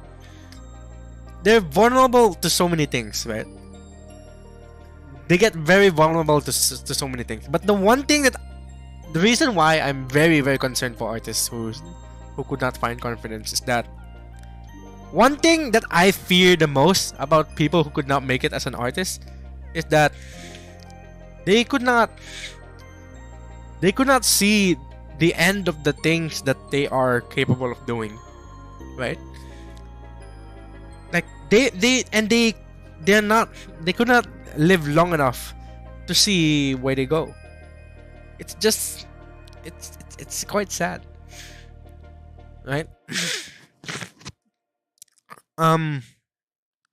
Let's see. Like, imagine, what would I be doing if I'm not making art? What would I be doing? If I wasn't making art, what would I be doing? When I was a kid, I was thinking of like becoming a fireman, becoming a pilot, right? But what could I achieve with a hired profession like that? Right? If I could not channel my creativity. Not gonna lie. Because for me, in my personal opinion, I find it very fulfilling to be able to create stuff, right? That's why. That's why I'm very very invested into it. If you can create stuff, you can create possibilities. That's what I want to do. The people who are not confident in their art usually don't improve them. It's sad to think about. Yeah, it is. It is. It is. It's just so sad, right? Like, it makes me think, like, for example, when I think there was a section in the comic of Thanos, right? About Thanos, and well, it's because I've seen comic pages taken out of context on Facebook and Twitter, right? There are content creators in YouTube and Facebook and Twitter that takes things out of context and like puts in a clip of things into their posts, right? And one of the things that I saw is what Thanos did to a supposed kid who has a bright future. He's supposed to have this award and this and that, but Thanos, what he did was he altered the timeline to make it so that kid did not meet a special someone to achieve those awards, and so all the kid grew up to be is just some sofa lazing guy. Just all they do is just watch movies. Didn't achieve anything in life. It just sounds so mediocre. I'm like, that's the very thing I fear, right? which is why I kind of respect people who does not want to do like a hired job and just create what they want to create, right? It's why I have respect for YouTubers and creatives and artists, right?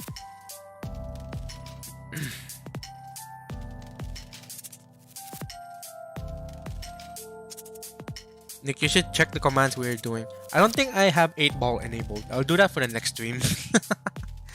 I'll have 8-ball enabled next stream. Don't worry about it, guys. Yeah. I like how Nick is talking about something and we're having fun with the bot. You want me to get rid of the bot? You want me to get rid of it? God, it looks like you guys are getting distracted. Anyways.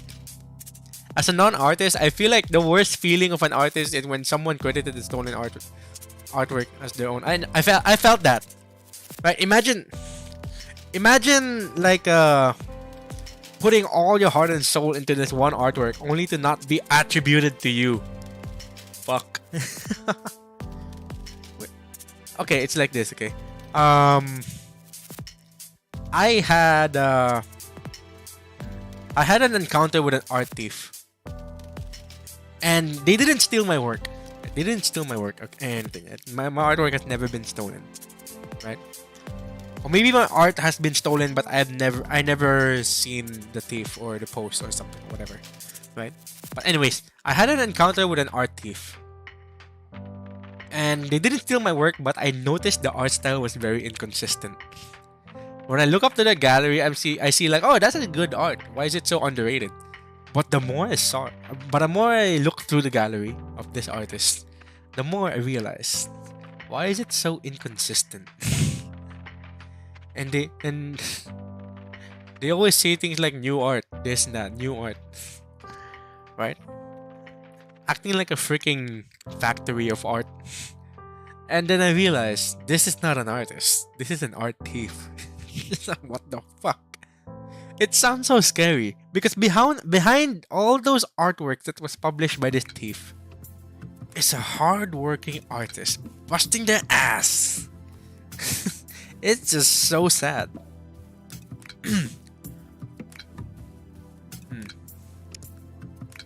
And that's why whenever I'm commissioned, okay, that's why me, okay? Whenever I'm commissioned, whenever I'm told to make something, I try to make sure that I post it first. It's not because I don't trust my client enough, okay, but it's because I feel like I'm not rewarded enough for certain things, right? Because of course, if when I'm making art, I expect to be rewarded for my artwork, right? It always comes down to that expectation, certain reward or something like that, right? Certain publicity, because you know I'm striving out here. I need publicity and I need some proof that my art is working for me, right? So I try to be the first to let it be out there, or maybe try to get some credits. What I mean. So that's why. Because nothing feels worse than like putting all your hard work and then it's not gonna be credited to you, right? And it sometimes makes me question whether all this is worth it. God.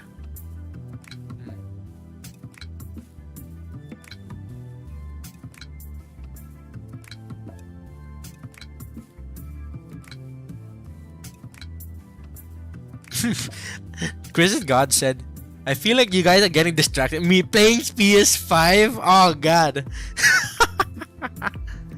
Oh no. How do you usually separate art from an art thief?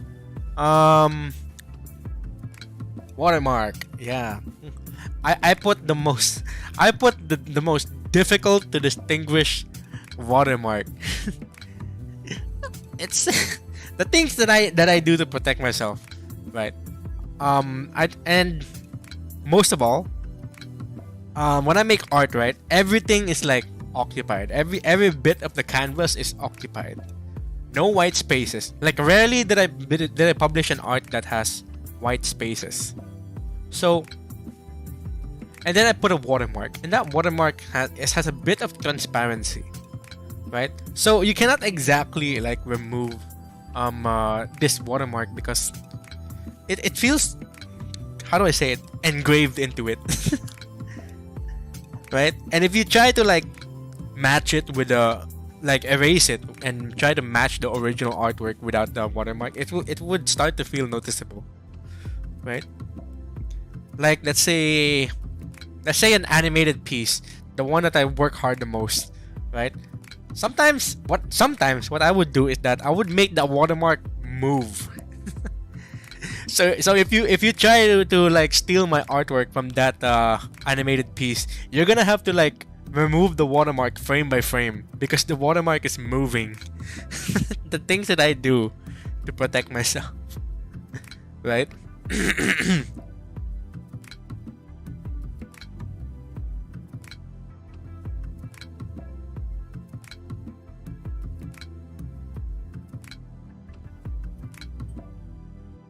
Okay. Sometimes watermark aren't enough. They'll just post them on a Pinterest or other picture and call it their own anyway. That's true. There are like easy ways to get around watermarks. Like just cropping the artwork without the watermark, right? People can just do that. They just crop away the watermark. Or people will just cover the watermark with something else. I've seen art thieves who've done that. I've seen traditional, real life art thieves done that. It's insane. You know what they do? I've seen this one video that frustrates me the most. Right? There's an art hustler somewhere in this world.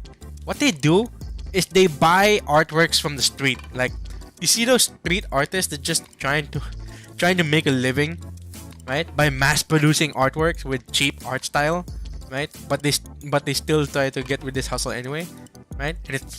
And the worst part, okay? The worst part, it's framed and complete. It's framed and ready for display. So what this thief, does is he bought that entire piece, right? And then, oh god, he would get a spray can that has very conflicting color. So if this frame and this artwork is green, entirely green, dominantly green and brown, so he picks up a pink spray can and sprays over it. Fuck.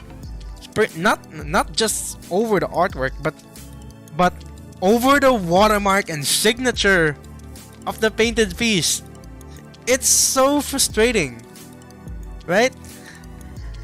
And would even include the frame too. He would also spray paint on top of the frame, right? And calls it postmodernism when when the paint includes the frame.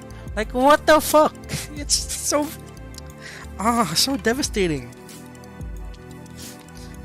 The poor artist, man. The poor original artist. And he's selling it for millions. God, I'm so mad.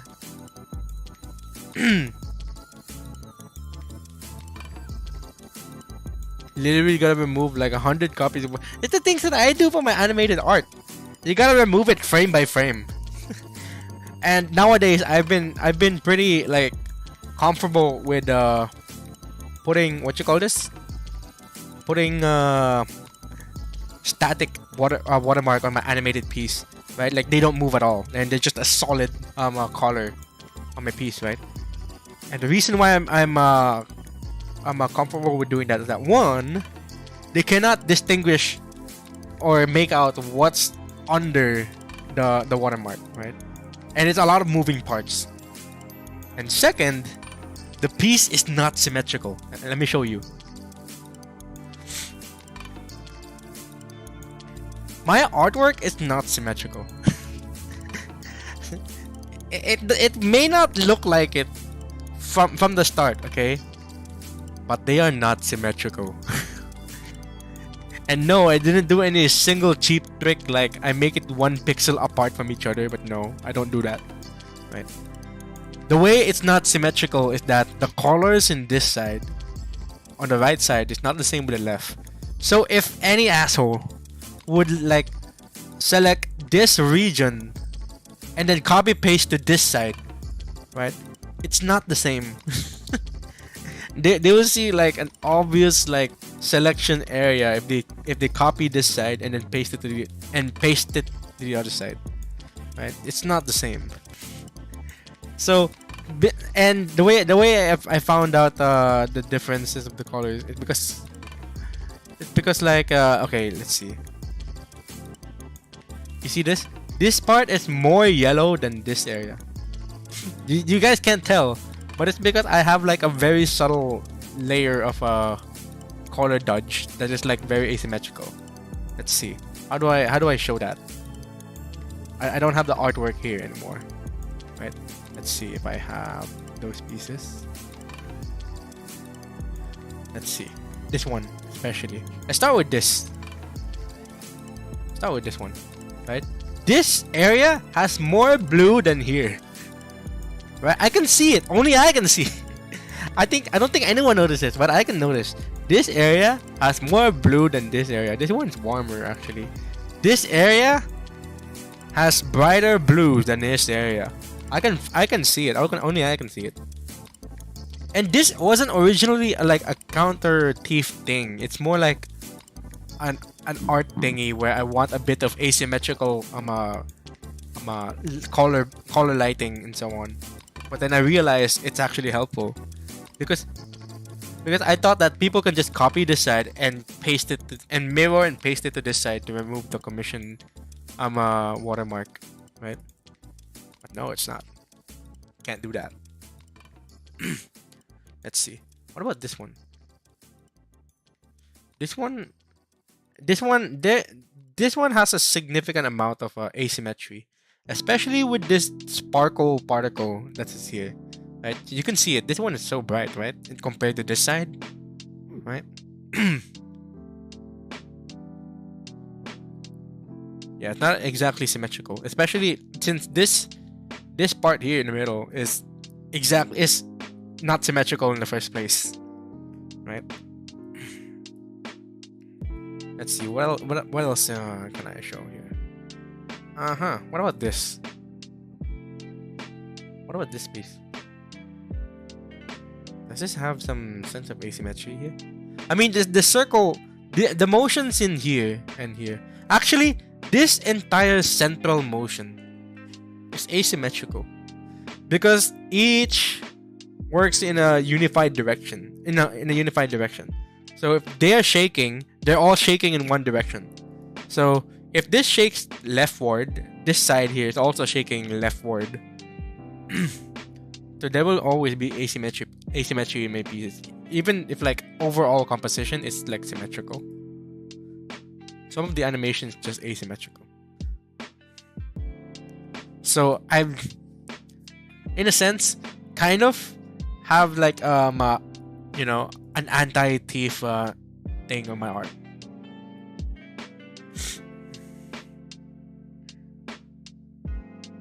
The Dusk of Gold fan art of yours is only distinct in the middle, which does show how well you made. It's not a fan art. It's not a fan art, but it's a commission. It's not a fan art. It's a commission. I was paid to do it. What's going on? What's going on? What's going on in here? Asymmetrical is a good way to make your works feel unique. It is. Making some asymmetry would be very nice, actually. Yeah.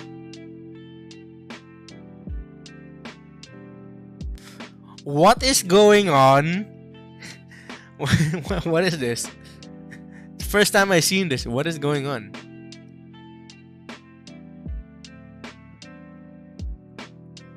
What's going on? What the fuck? How do I stop this? What the fuck is going on? It's taking the screen. What is going on? Why are you guys playing basketball all of a sudden? What is this? There are no players. Guys, there are no players. What is this? Oh, I'm not joining. But what the fuck is this? It's taking too much of the screen. What the fuck? Couldn't join in time. Oh, that's sad. Oh, that's sad. I'm so sorry for you guys. Didn't join the basketball game in time. Now this thing will have to be up until like 3 minutes and 50 seconds. What I'm gonna have to do, I'm gonna hide this temporarily. You guys did this. I'm gonna have to hide it temporarily. Sorry guys. Yeah. Sorry, hold on. Let me just fix that a little bit.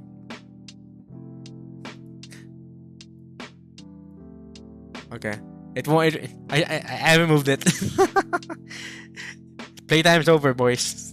Playtime's over. Game without a player. I know, right? You started a game and there's no players. You didn't join.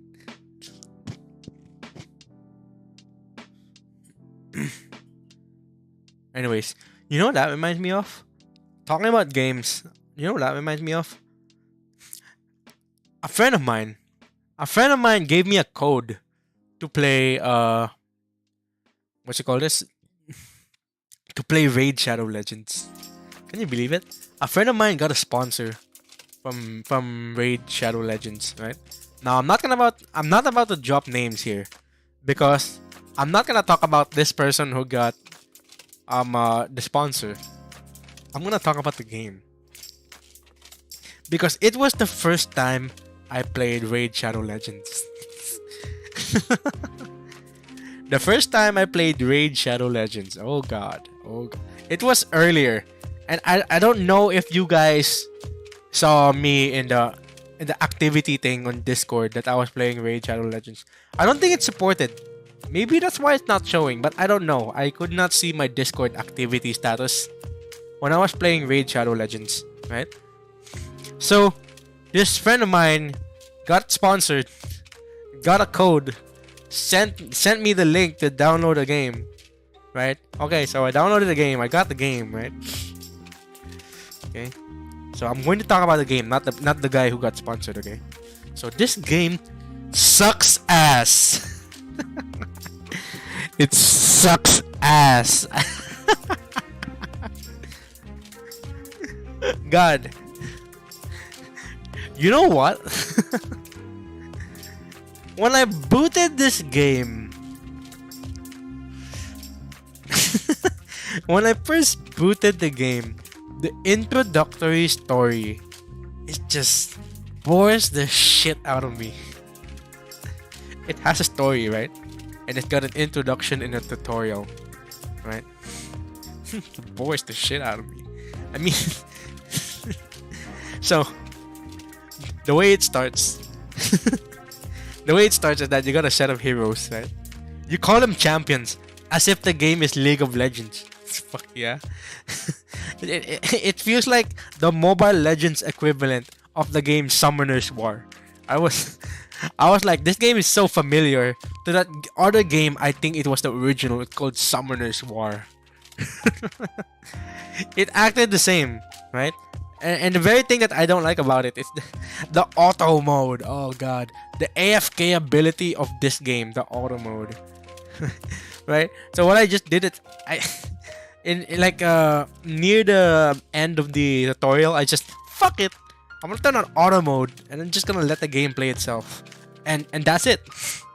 That's it. That's the gameplay killer. That's the gameplay killer. Give it an auto mode. That's the gameplay killer. You don't fucking do that. Don't do that to your game. If you're a game developer and then you put in an auto mode, right? You might as well just release the game to yourself and have it play by its own. Kind of hate it.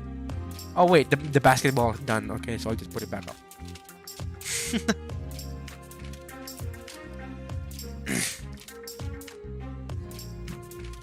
I don't know why. When Nick said Raid Shadow Legends, it reminded me of like Water Elevator. I remember Water Elevator. Nick, I will Thanos snap every popcorn in the world if you don't bring Stream Element bot back. What do you mean? You know what? If you really want the Stream Element bot, okay, you know what? I'll just do this through Discord. That now you'll see the bot come back to life. You see? It's gonna come back to life. I'm not typing boss. Exclamation point boss. I'm not doing that. There, now that Steven Elements bot is back. Join us in the Jellyfish Underworld Discord if you put that command. So, anyways, back to Raid Shadow Legends. I hate this game so much. I'm gonna say that. If I ever get a sponsorship, I would say no as well. I know one other friend who would also say no to a sponsorship, right? But I know Nux takes sponsorship from Raid Shadow Legends, and I respect the hustle, right? But for me, no, not for me, not for me.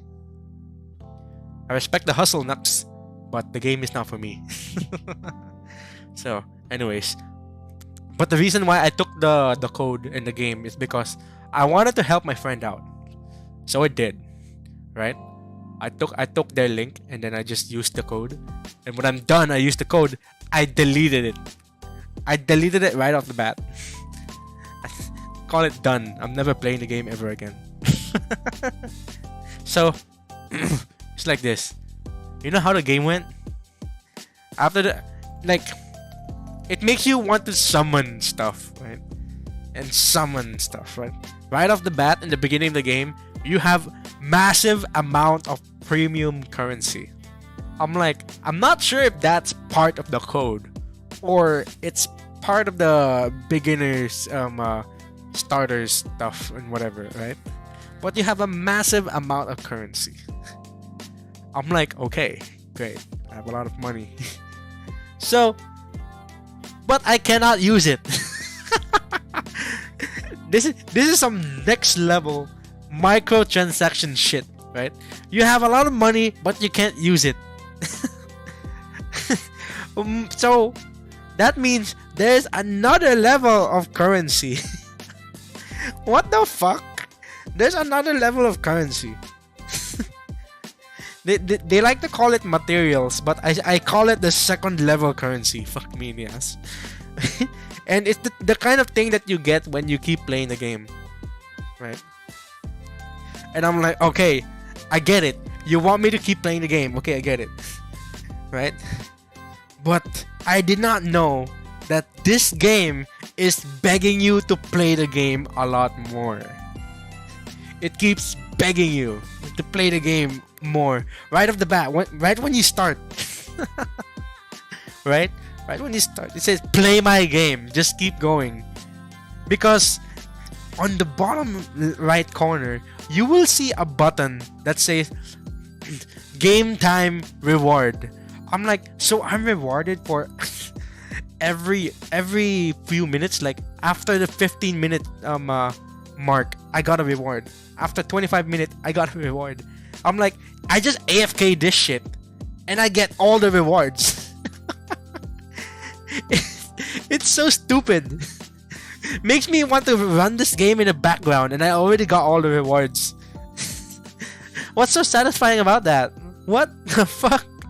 I'll just leave the game running in the background, I guess. If I can just get all the playtime rewards. Just no way. I'm not doing that. It's gonna just eat my CPU usage. So anyway, I keep going, right?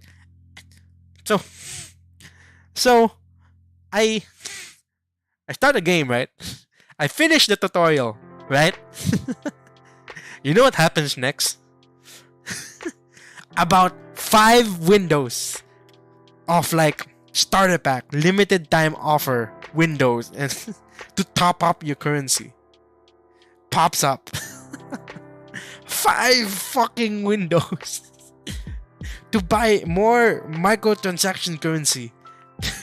To buy a starter pack. What the fuck? It's like pop-up ad simulator. Except it's not a simulator. It's part of the game. Fuck me in the ass, right? And you know what hurts me the most about Raid Shadow Legends is that the font of this game. I'll show you. I'll show you. Tell me if I'm wrong. But I'll show you. I'll show you why I hate this game so much. Okay, wait, hold on.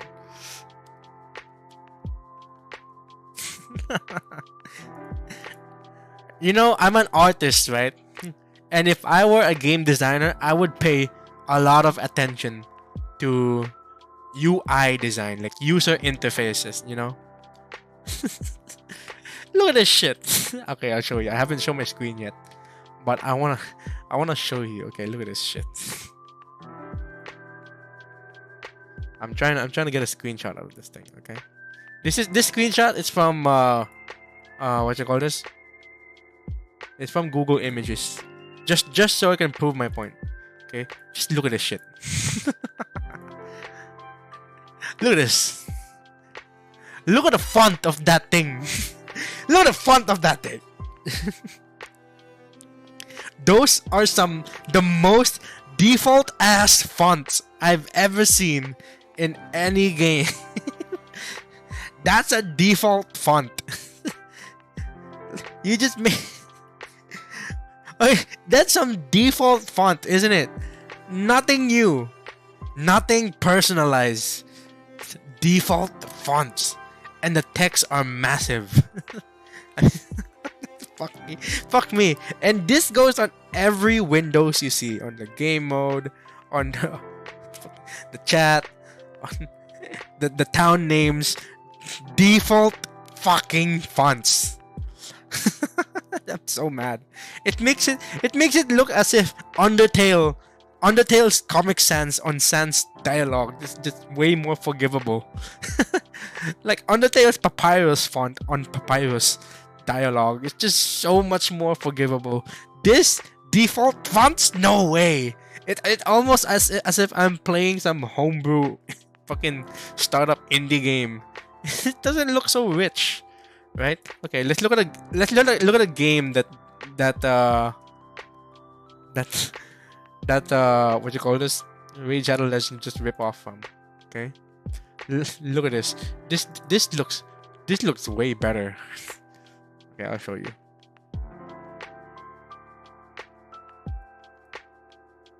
Okay, this is Summoner's War. I used to love this game. That's a lot of personality. Look at that. That's a lot of personality. I used to love this game.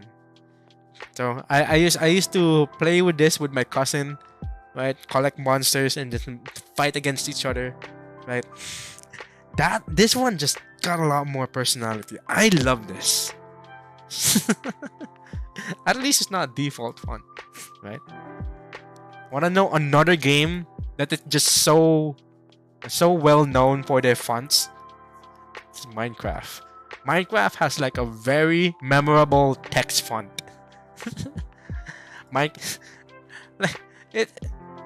love Minecraft, the game, right? But the text font though, it's just so unique on its own. What else? Clash of Clans. I love the font of Clash of Clans. Clash of Clans. Let me show.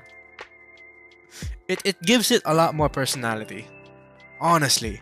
Look at this. Okay. This is from Google Images, okay? This is from Google Images.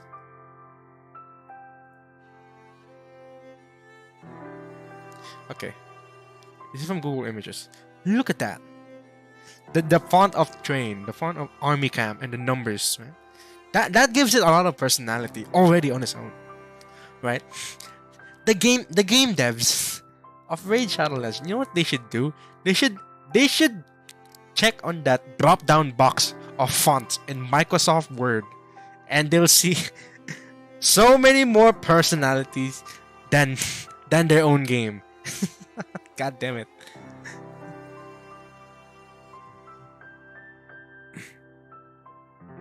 Maybe default font are their unique. No, I will not romanticize that. It makes it more dead. It feels so fucking lifeless. I hate it so much. And it's everywhere, no matter what I click in the game. Default ass fonts. I'm so infuriated as an artist, okay? like look at the text, look at my chat. Look at look at the watch, the clock in the calendar, date and time in my stream. I kind of don't like that we got like font variety, but they're not default. Fuck me in the ass. I would have some variety over some monotonous freaking dry ass default lazy stuff. I hate it. It's almost as if the game dev just put print and then this text, like the coding. It said print hello world, and the font is just default to its programming language. Damn it. People try to stand out, so make your own font, just a normal one. Yeah, that's true. You know what I could have done? Because a fan of mine just made a font for me, and I'm just so happy for it. I'll show you. I'll show you. My fan-made font has more personality than the fucking game. I'll show you. It looks so good. It looks so accurate as well. Hold on. There we go. Okay. Look. This was my handwriting. this was my handwriting, and someone just would copy my handwriting and turn it into a font. It just got a lot more personality in this one. I love this. the way I uniquely write my B like this, my Q, my F, and J. That's what I love about my writing. I would pick this over the default one. Just get me out of the way, out of the default. Like fuck, just give me a personality. I don't care if it's shit. Make it personalized a little bit. Give your game some love, Raid.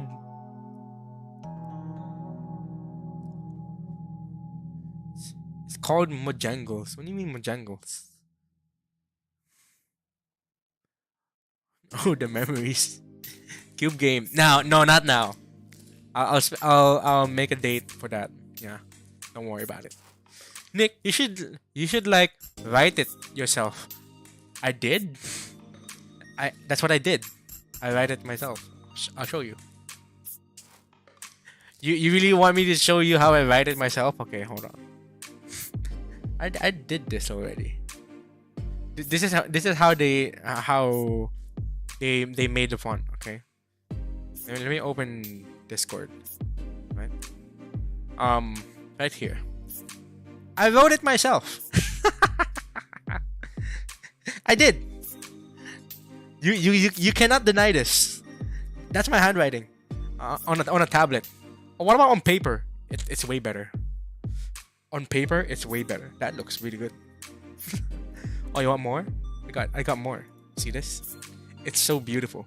That's the handwriting of a fucking scholar.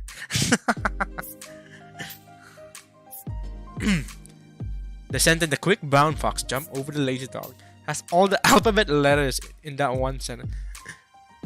Really? Oh yeah, it does. Not gonna lie, it does. Holy shit. I just realized that. NicJellie as a game interviewer. Game reviewer. This game uses an ugly ass font. The game sucks 1 out of 10. I felt that. That's what I would do as a game reviewer. You know what? Actually, I wouldn't realize it's a default font if I hadn't watched this one other game reviewer who already reviewed what you call this, Raid Shadow Legends. I think it was Mudahar who already reviewed Raid Shadow Legends. I don't know. But there was a reviewer in YouTube who already did it and pointed it out like, holy shit, it is default. What the fuck?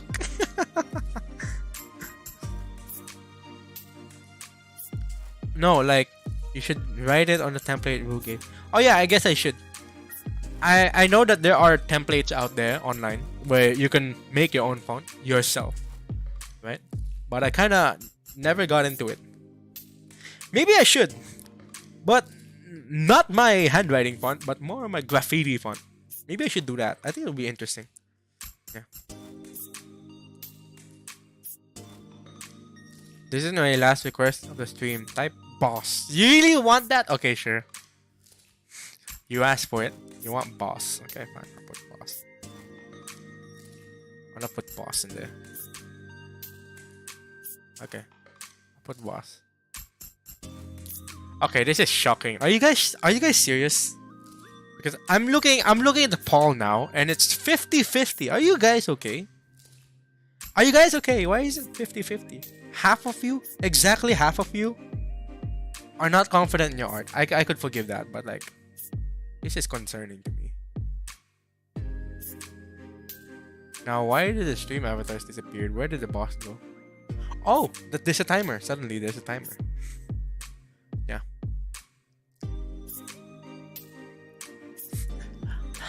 Now you gotta read the instructions to fight the boss. Finally, people are joining.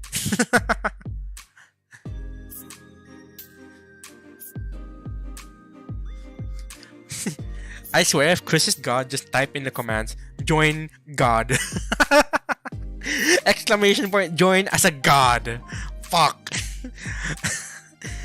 This ain't no D&D. Damn. Okay, it's happening. It's happening. We got a boss fight. The Pumpkin King.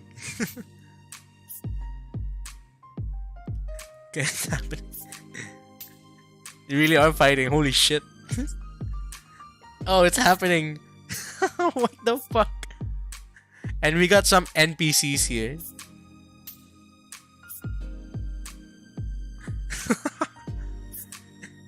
Pick your move, guys. Time is running. Pick your move. Holy shit. Pick your move. Pick a move. Holy shit.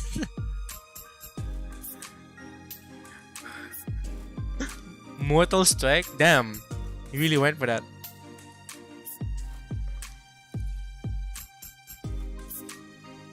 Oh shit. Oh damn. You really went for it. Alright, we got the NPC coming. NPC bot. The NPC bot just freaking missed. What the frick? Attack requires a target? That's some bullshit. That's bullshit. You just gotta put attack and like auto aim to freaking boss. This is the rig. Oh god. Ooh, the Pumpkin King is angry. What's the bit character gonna do now? Huh? You all need to put the number. Does it have to be the number? I think it's the commands. I think it's the command. It's not the numbers, it's the commands. I don't think it's the number. And you gotta put the command on time. Just look at that. Yep. It just auto picked the move. Or it chose to heal. Nice. There we go. It's gonna happen.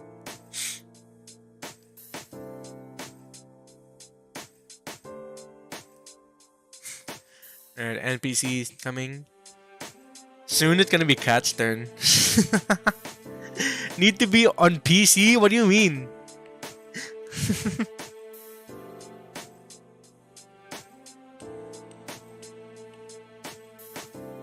Is there some sort of delay? I swear the delay is not so much. Oh damn! Got a shield. Everyone got a shield.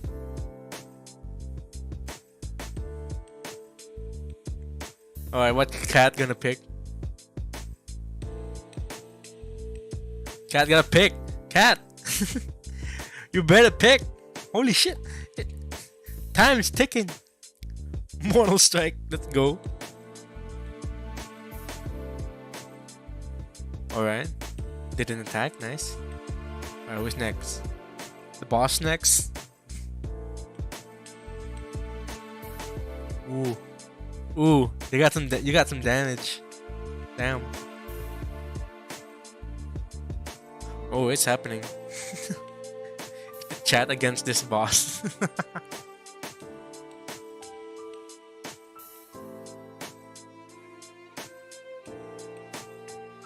Oh, it's happening, alright. Woo! Ooh. God, I'm sleepy.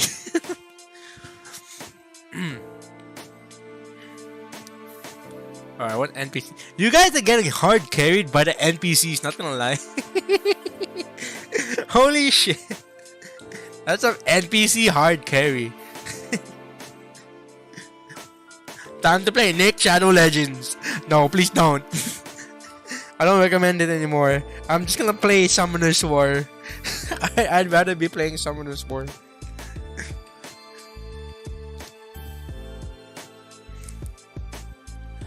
Alright, bit character, you better pick. Bit character, you better choose.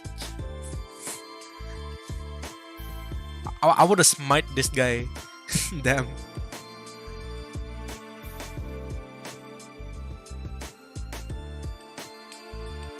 Oh, they chose to heal. It auto-picked to heal. Oh no. Alright, what you gonna pick? Check brainless? What do you do in brainless now? What did you do? What's going on now? brainless, freaking brainless moments in Discord. Let's see what's going on. What is this? I look beautiful indeed. The fuck is this? What the fuck is it? Let me look. Let me look. Wait. Because I look beautiful. Come on, I look beautiful. Like I was actually sucking my own balls. Because I look beautiful. Come on. Oh no! Like, I was... Just taken so out of context. No, I mean, I really did say that. What the fuck? No. Sucking my own dick? No. Why? Why would I say that? God. It shouldn't be like this. I don't want to be taken out context like this.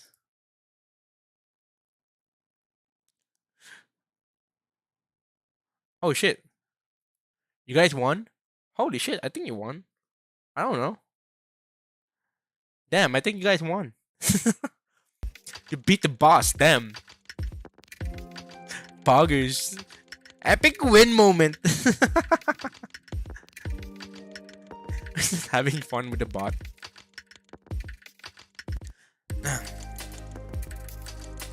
You guys did a boss fight without me.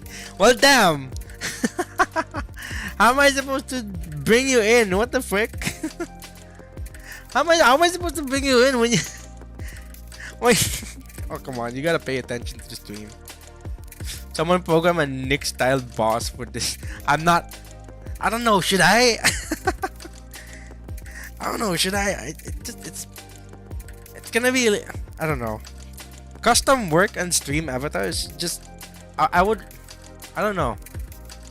I know a few artists who is able to do like a custom stuff for stream avatars, right? But I'd rather pick it up from the Steam workshop. Yeah. Lol GG. Gonna do it, Chris. Do what? My god, the chat is getting unhinged. No way. Okay. I have a question for you guys. Let's see. Okay, chat is on 50-50 on the poll. You know what? I'll do one last poll. Oh god, jeez. Someone answered yes on the poll, and it went to 53% for like a split second. Hello, Muntasir Raman. Welcome to the stream. Good evening. Yeah, good evening. Welcome to the stream. So, I'm gonna ask one last question for the poll. Okay. Do you think fan artists are leeches? Okay. This might be too much of an easy question because obviously I don't think fan artists are leeches. Okay. I think this is an easy question for me. I don't think fan artists are leeches. I think they're just artists who just want to show a particular appreciation to a franchise, right? But I went to a stream last night and I was watching them. Right? I was watching a stream, and the content of this streamer, they make lore videos. Okay, he makes lore videos. And he sort of like relay information about a particular streamer, and they say this VTuber does this and that, and the lore of this character of this VTuber does this and that and this and that, right? So, okay. Muntasir asked, I don't even know what leeches mean. It means, how do I say it? They're like parasites. Leeches are parasites, so they're kind of like benefiting from other people, right? Do you know what I mean? They're like parasites. Unless you don't know what a parasite means.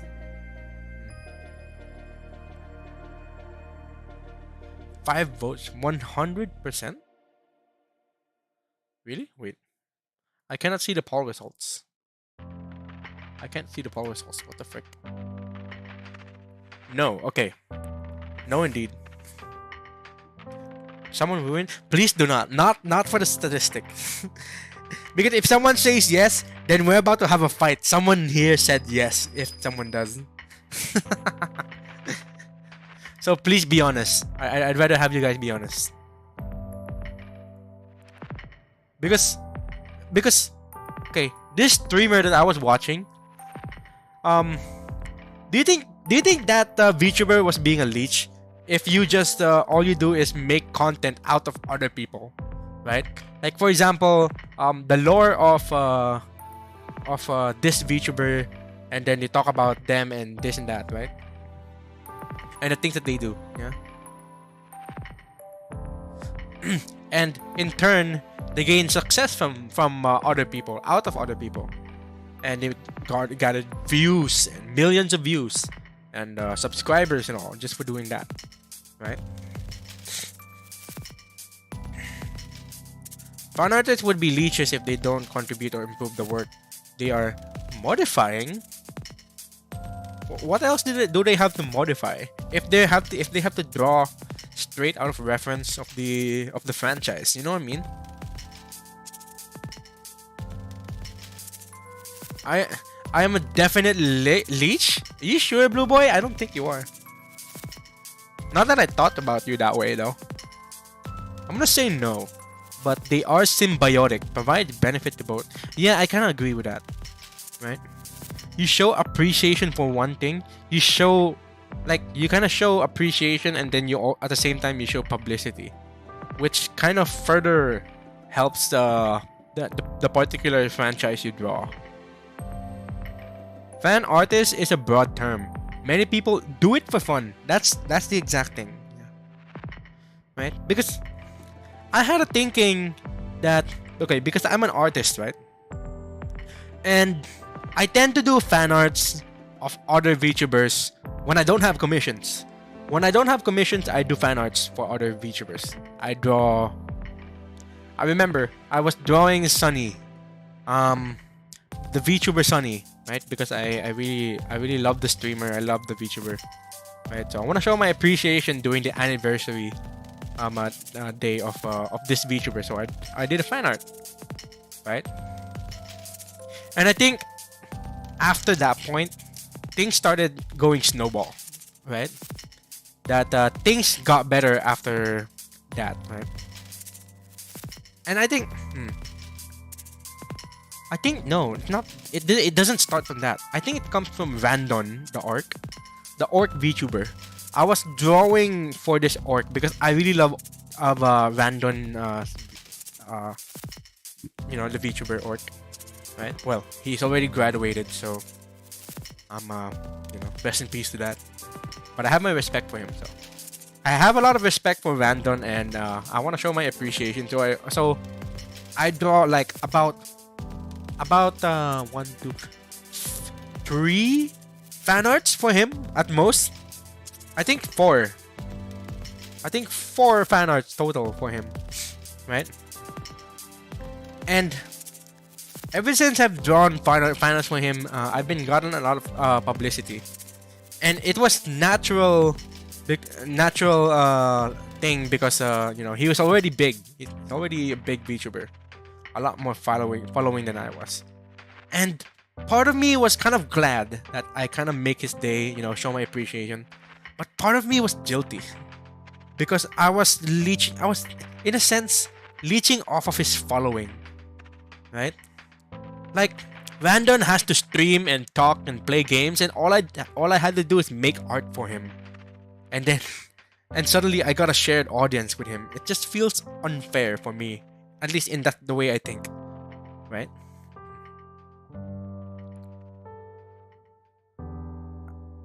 I don't think there's anything original. You just have to be yourself, but also be unique. Yeah, I felt that, I guess. Fan artists get attention from the original person's fan base, and the original person gets a cool art piece that gets them some extra attention too. Fair point, right?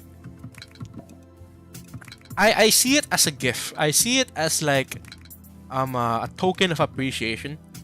Like, let's say if a viewer of mine made a fan art, right? I see it as a token of appreciation, right? And they get along with my community. Like some of my viewers, they would see the artwork and they would say poggers, you know, that's a cool art of Nick. Yeah, I love that.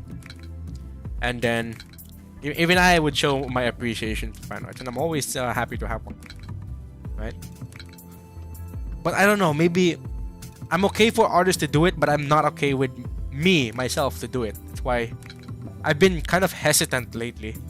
Because the reason why I'm asking this is because I think I have a feeling that people might be getting annoyed that I've been getting along with Nux, right? Because I have drawn how many pieces for him already? I've drawn 4 artworks for the contest submission in the beginning, right? And then I drew 2 more for the billboard, right? And I was almost about to start another one, but I had to stop. So I deleted the sketch because I was kind of hesitant, and I was very afraid of being perceived as a leech, right?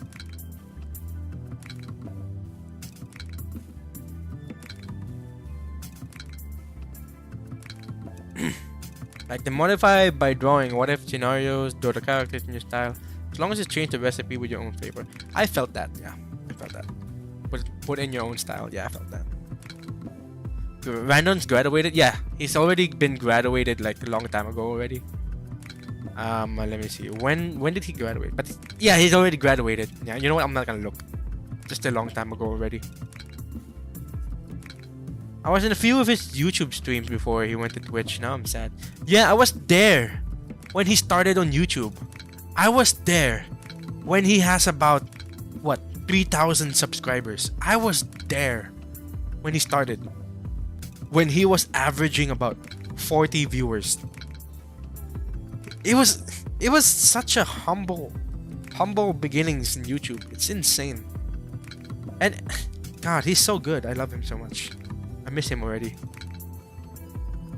Getting a fan art is the greatest feeling, I think, from any small online celebrity. Yeah, I agree. I agree. Yeah, because it makes things worth it, really. Right? It's like, imagine when you're getting a fan art. What you call this? You know that someone out there took their time to make this artwork, right? And they thought about you for, while making this artwork. It's just such it's a blessing, really. I'm gonna make a drawing of Obama Snow versus Arceus. Sure thing. Fun fact: Nick is in the credits of my 5 Might Pumpkin mod, even though technically he had nothing to do with it. Because he made some amazing art that started my path now. Damn! Okay. Damn, I appreciate it. But don't tell Nick that. Say it's the guy who did it. Who did fucking mention it in the freaking chat. Got a lot of balls. You think I wouldn't notice? Anyways. What do you think? Should I make one more piece for the guy, I guess? I don't know. I feel like it's becoming redundant. I don't know. I always like to give my appreciation to people.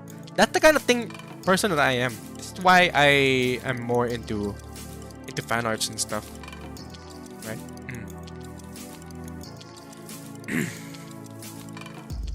Now I have a nostalgic feeling from Randon. He greeted me when I first saw his morning stream and was so nice to me. Oh yeah. Randon has been the type of guy who, like, you know, would greet anyone who enters his stream. That's what I love about him. He does so good, like, just chatting streams. All he does is just engage with his viewers, which is very fun to see, right? And I think he was having a lot of fun doing that, right? Which makes the stream, like, overall, like, a good feeling. Not gonna lie. If you want to do it, then do it. I guess that's, yeah, I think at the end of the day, that's the thing you gotta say to yourself. You want to do it, then do it, right? Yeah. Because I know false accusation is like the very thing that I always fear, right? Like I know my intent and I know the things that I do myself, right? But no one knows that. No one else will know what you're thinking. So it's very easy to get like falsely accused of something that never crossed your mind, right? And sometimes it can go really, really wrong. People would then believe it, and right on the spot, just lost your entire career. Which is why I'm very afraid, right? That's why I choose my words very carefully. Which is why I tend to delete a lot of my tweets while I'm writing them. Like I'm on Twitter, right? Like and I got this massive amount of anxiety. I would just be writing the tweet, and then what I would do when I'm done writing the tweet, I would select all, delete. And it never made it in the front page of my Twitter. So usually, if I really want to talk about it, I would just like, usually write it down, keep it to myself, something like that. False accusations are just the worst. I know, right? And that's usually the first recipe for getting cancelled on Twitter. That's usually the first recipe in getting cancelled on Twitter. Right? People can write anything, just about anything, anywhere and anyhow. Just terrifying. Sometimes though, I feel that fake proof or evidence are equally as worse. Yeah, that's true. Trying to double down and get that guy into jail, I swear to Christ. Right? which is, most of all, I love Nux, right? My boy Nux. He's a good guy, okay? And I love the things that he do, right? But considering his personality and considering his large amount of following, he has haters. And if people know that I work for him, and people will see that I'm with him, people might start to think that I kind of associate with him and share the same thinking, right? So that's why I'm more than afraid than ever. Because if I'm associated with him, then his haters are also my haters. I had one hate tweet before. I remember I had one hate tweet before, and all I had to do was like blocked and like I'll never see that again, right? That's like the simplest solution you can ever do. You just wait. Is my BGM like echoing? Okay. It's like the simplest solution you could ever do is to just block your haters, right? So, but even if I do that, like the sheer fact that I got one, it just bothers me. The sheer fact that I just got one, it still bothers me to this day. Like how did I even get one? What did I do?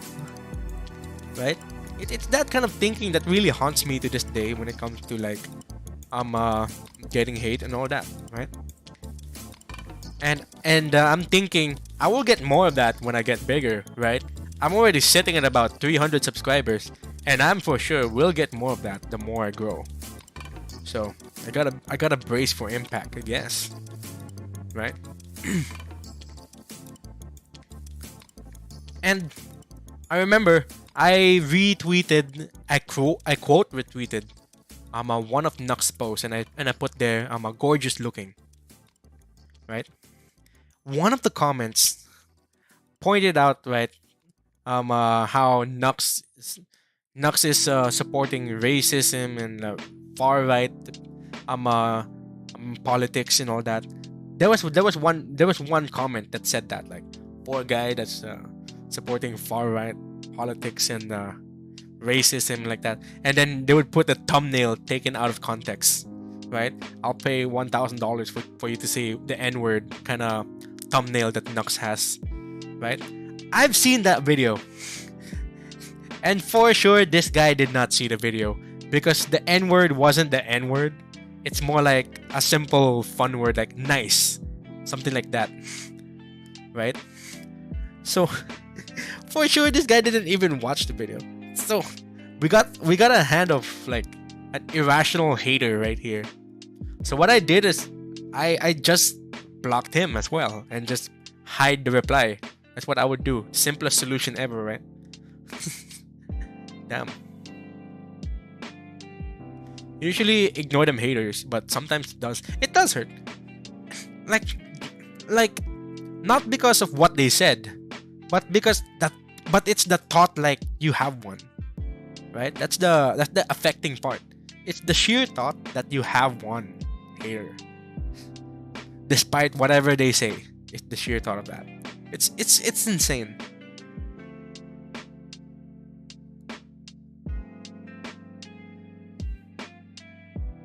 You have to be ready for any kind of it. Yeah, I'm always like bracing for impact, right? Everybody gangster in the curse word book until you get to the end part. I know, right? You really don't want to say that. I got fans of all colors, right? I have people from several countries, right?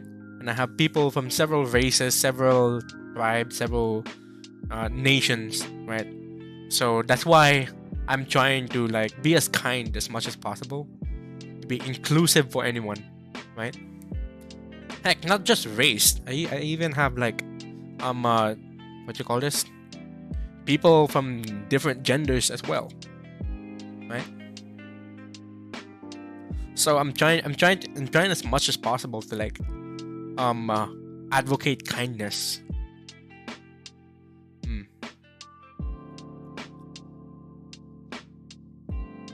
Dude, I want frog.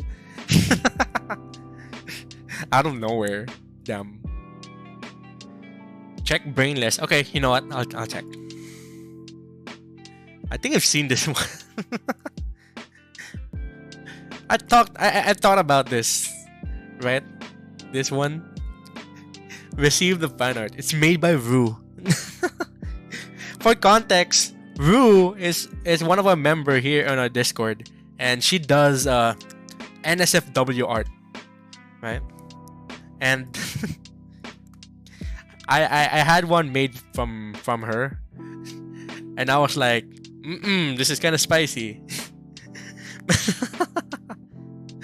But it was the first ever NSFW art I ever had. What the fuck? When I saw what she made for me, it was the first. No one else has drawn something like me in that obscene way, right? She made 3. Yeah, she did. she did. She did. What the fuck? So, okay. Speaking of NSFW art, I have made an alternative account for that on my Twitter, but I have not released it yet. I'm not gonna put the username here, so I'm gonna keep it a secret for now because I'm still working on it. It's like a blank default profile picture account, but it's made already. Just for you guys to know, it's coming. If you really want to see more of that, it's coming. But I'm not gonna put it on my main Twitter. I'm not gonna put it on Discord. I'm not gonna put it on here in the chat even, because we got minors in here. You better stay away. No one should be able to see it. So even if it's out yet, I'm not gonna announce what's the account name. You guys better find it. Wait, hold on. I'm gonna go to the bathroom. I'll be right back.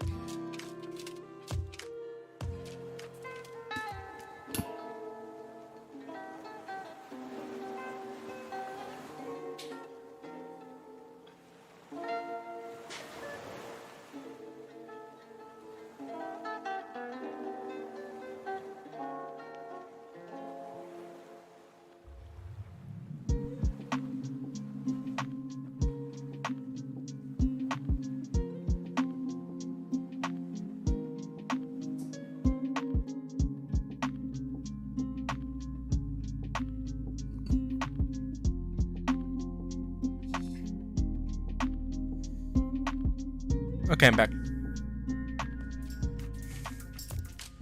That wasn't the quickest vacuum bake I ever had. Of course, I washed my hand. Don't worry about it.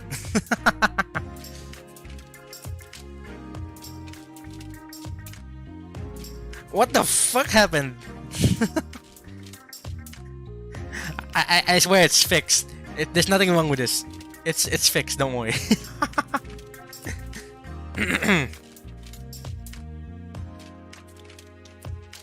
Okay. I'm past my bedtime schedule. My brother is gonna start looking at me funny. You're looking at VTubers in the freaking night. Jelly big. Oh yeah, I forgot I had features like this. I can zoom in and stuff, you know. Yeah. It's pretty fun. I forgot I have features like that. I don't usually use them or something because like I'm always like what you call this? What do I say? Blabbering my mouth, you know. So I kind of forgot the things that I could actually do, like this. Do I remember?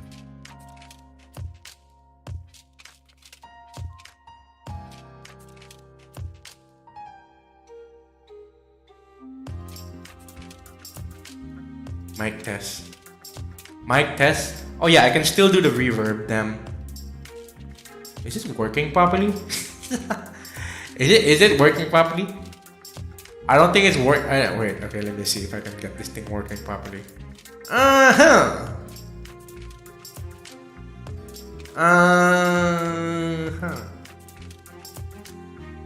Mic test. Holy shit. Okay, I can do it.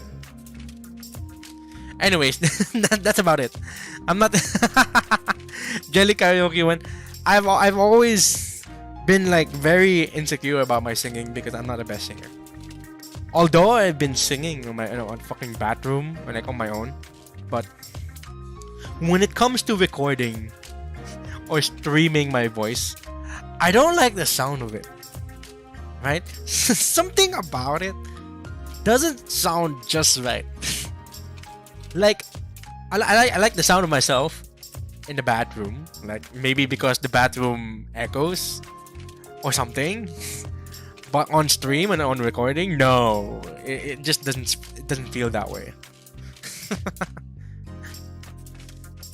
Funny how when he said it's coming, when the word coming is capitalized in her mind.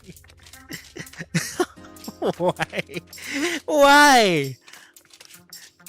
Chill out, guys. What the frick? It's not like that. All right, I'm gonna end Paul. End Paul. Yeah. It's already 12:20. You know what? What can we conclude from here? We didn't talk too much about art. We just keep getting sidetracked. I got food. Damn it. But I think this stream went well, and I think I reflected very well on being an artist. Right? The first half of like this talk stream about art, I really wanted to delve more into that, and I really want to talk about that. Maybe next time and again, right? We just kind of got a lot of distractions. I gotta kind of do more of this. Yeah. Conclusion: Nick coming. Yeah, I guess. Also arts and craft. Yes. Anyways, I'll just say this. I think I'll say this. I'm kind of lucky to have to be an artist actually, and have a lot of supporters. I'll just say that. Right. I think as an artist myself, I think it's always safe. It's always safe to admit to luck, right? I may have said earlier that I don't like the word luck, right? Because it's very insensitive. No one is as lucky as anyone can get, right? So when I'm saying I'm lucky, I'm not boasting it. I'm just grateful for it, right? But in other contexts, right? In other contexts, people also like to say thanks to being lucky because they acknowledge that it's better that way than saying that someone has total control of everything. In reality, you don't have too much control. In reality, you don't have too much control, right? Because anyone has individual circumstances. Nothing is the same for everyone, really.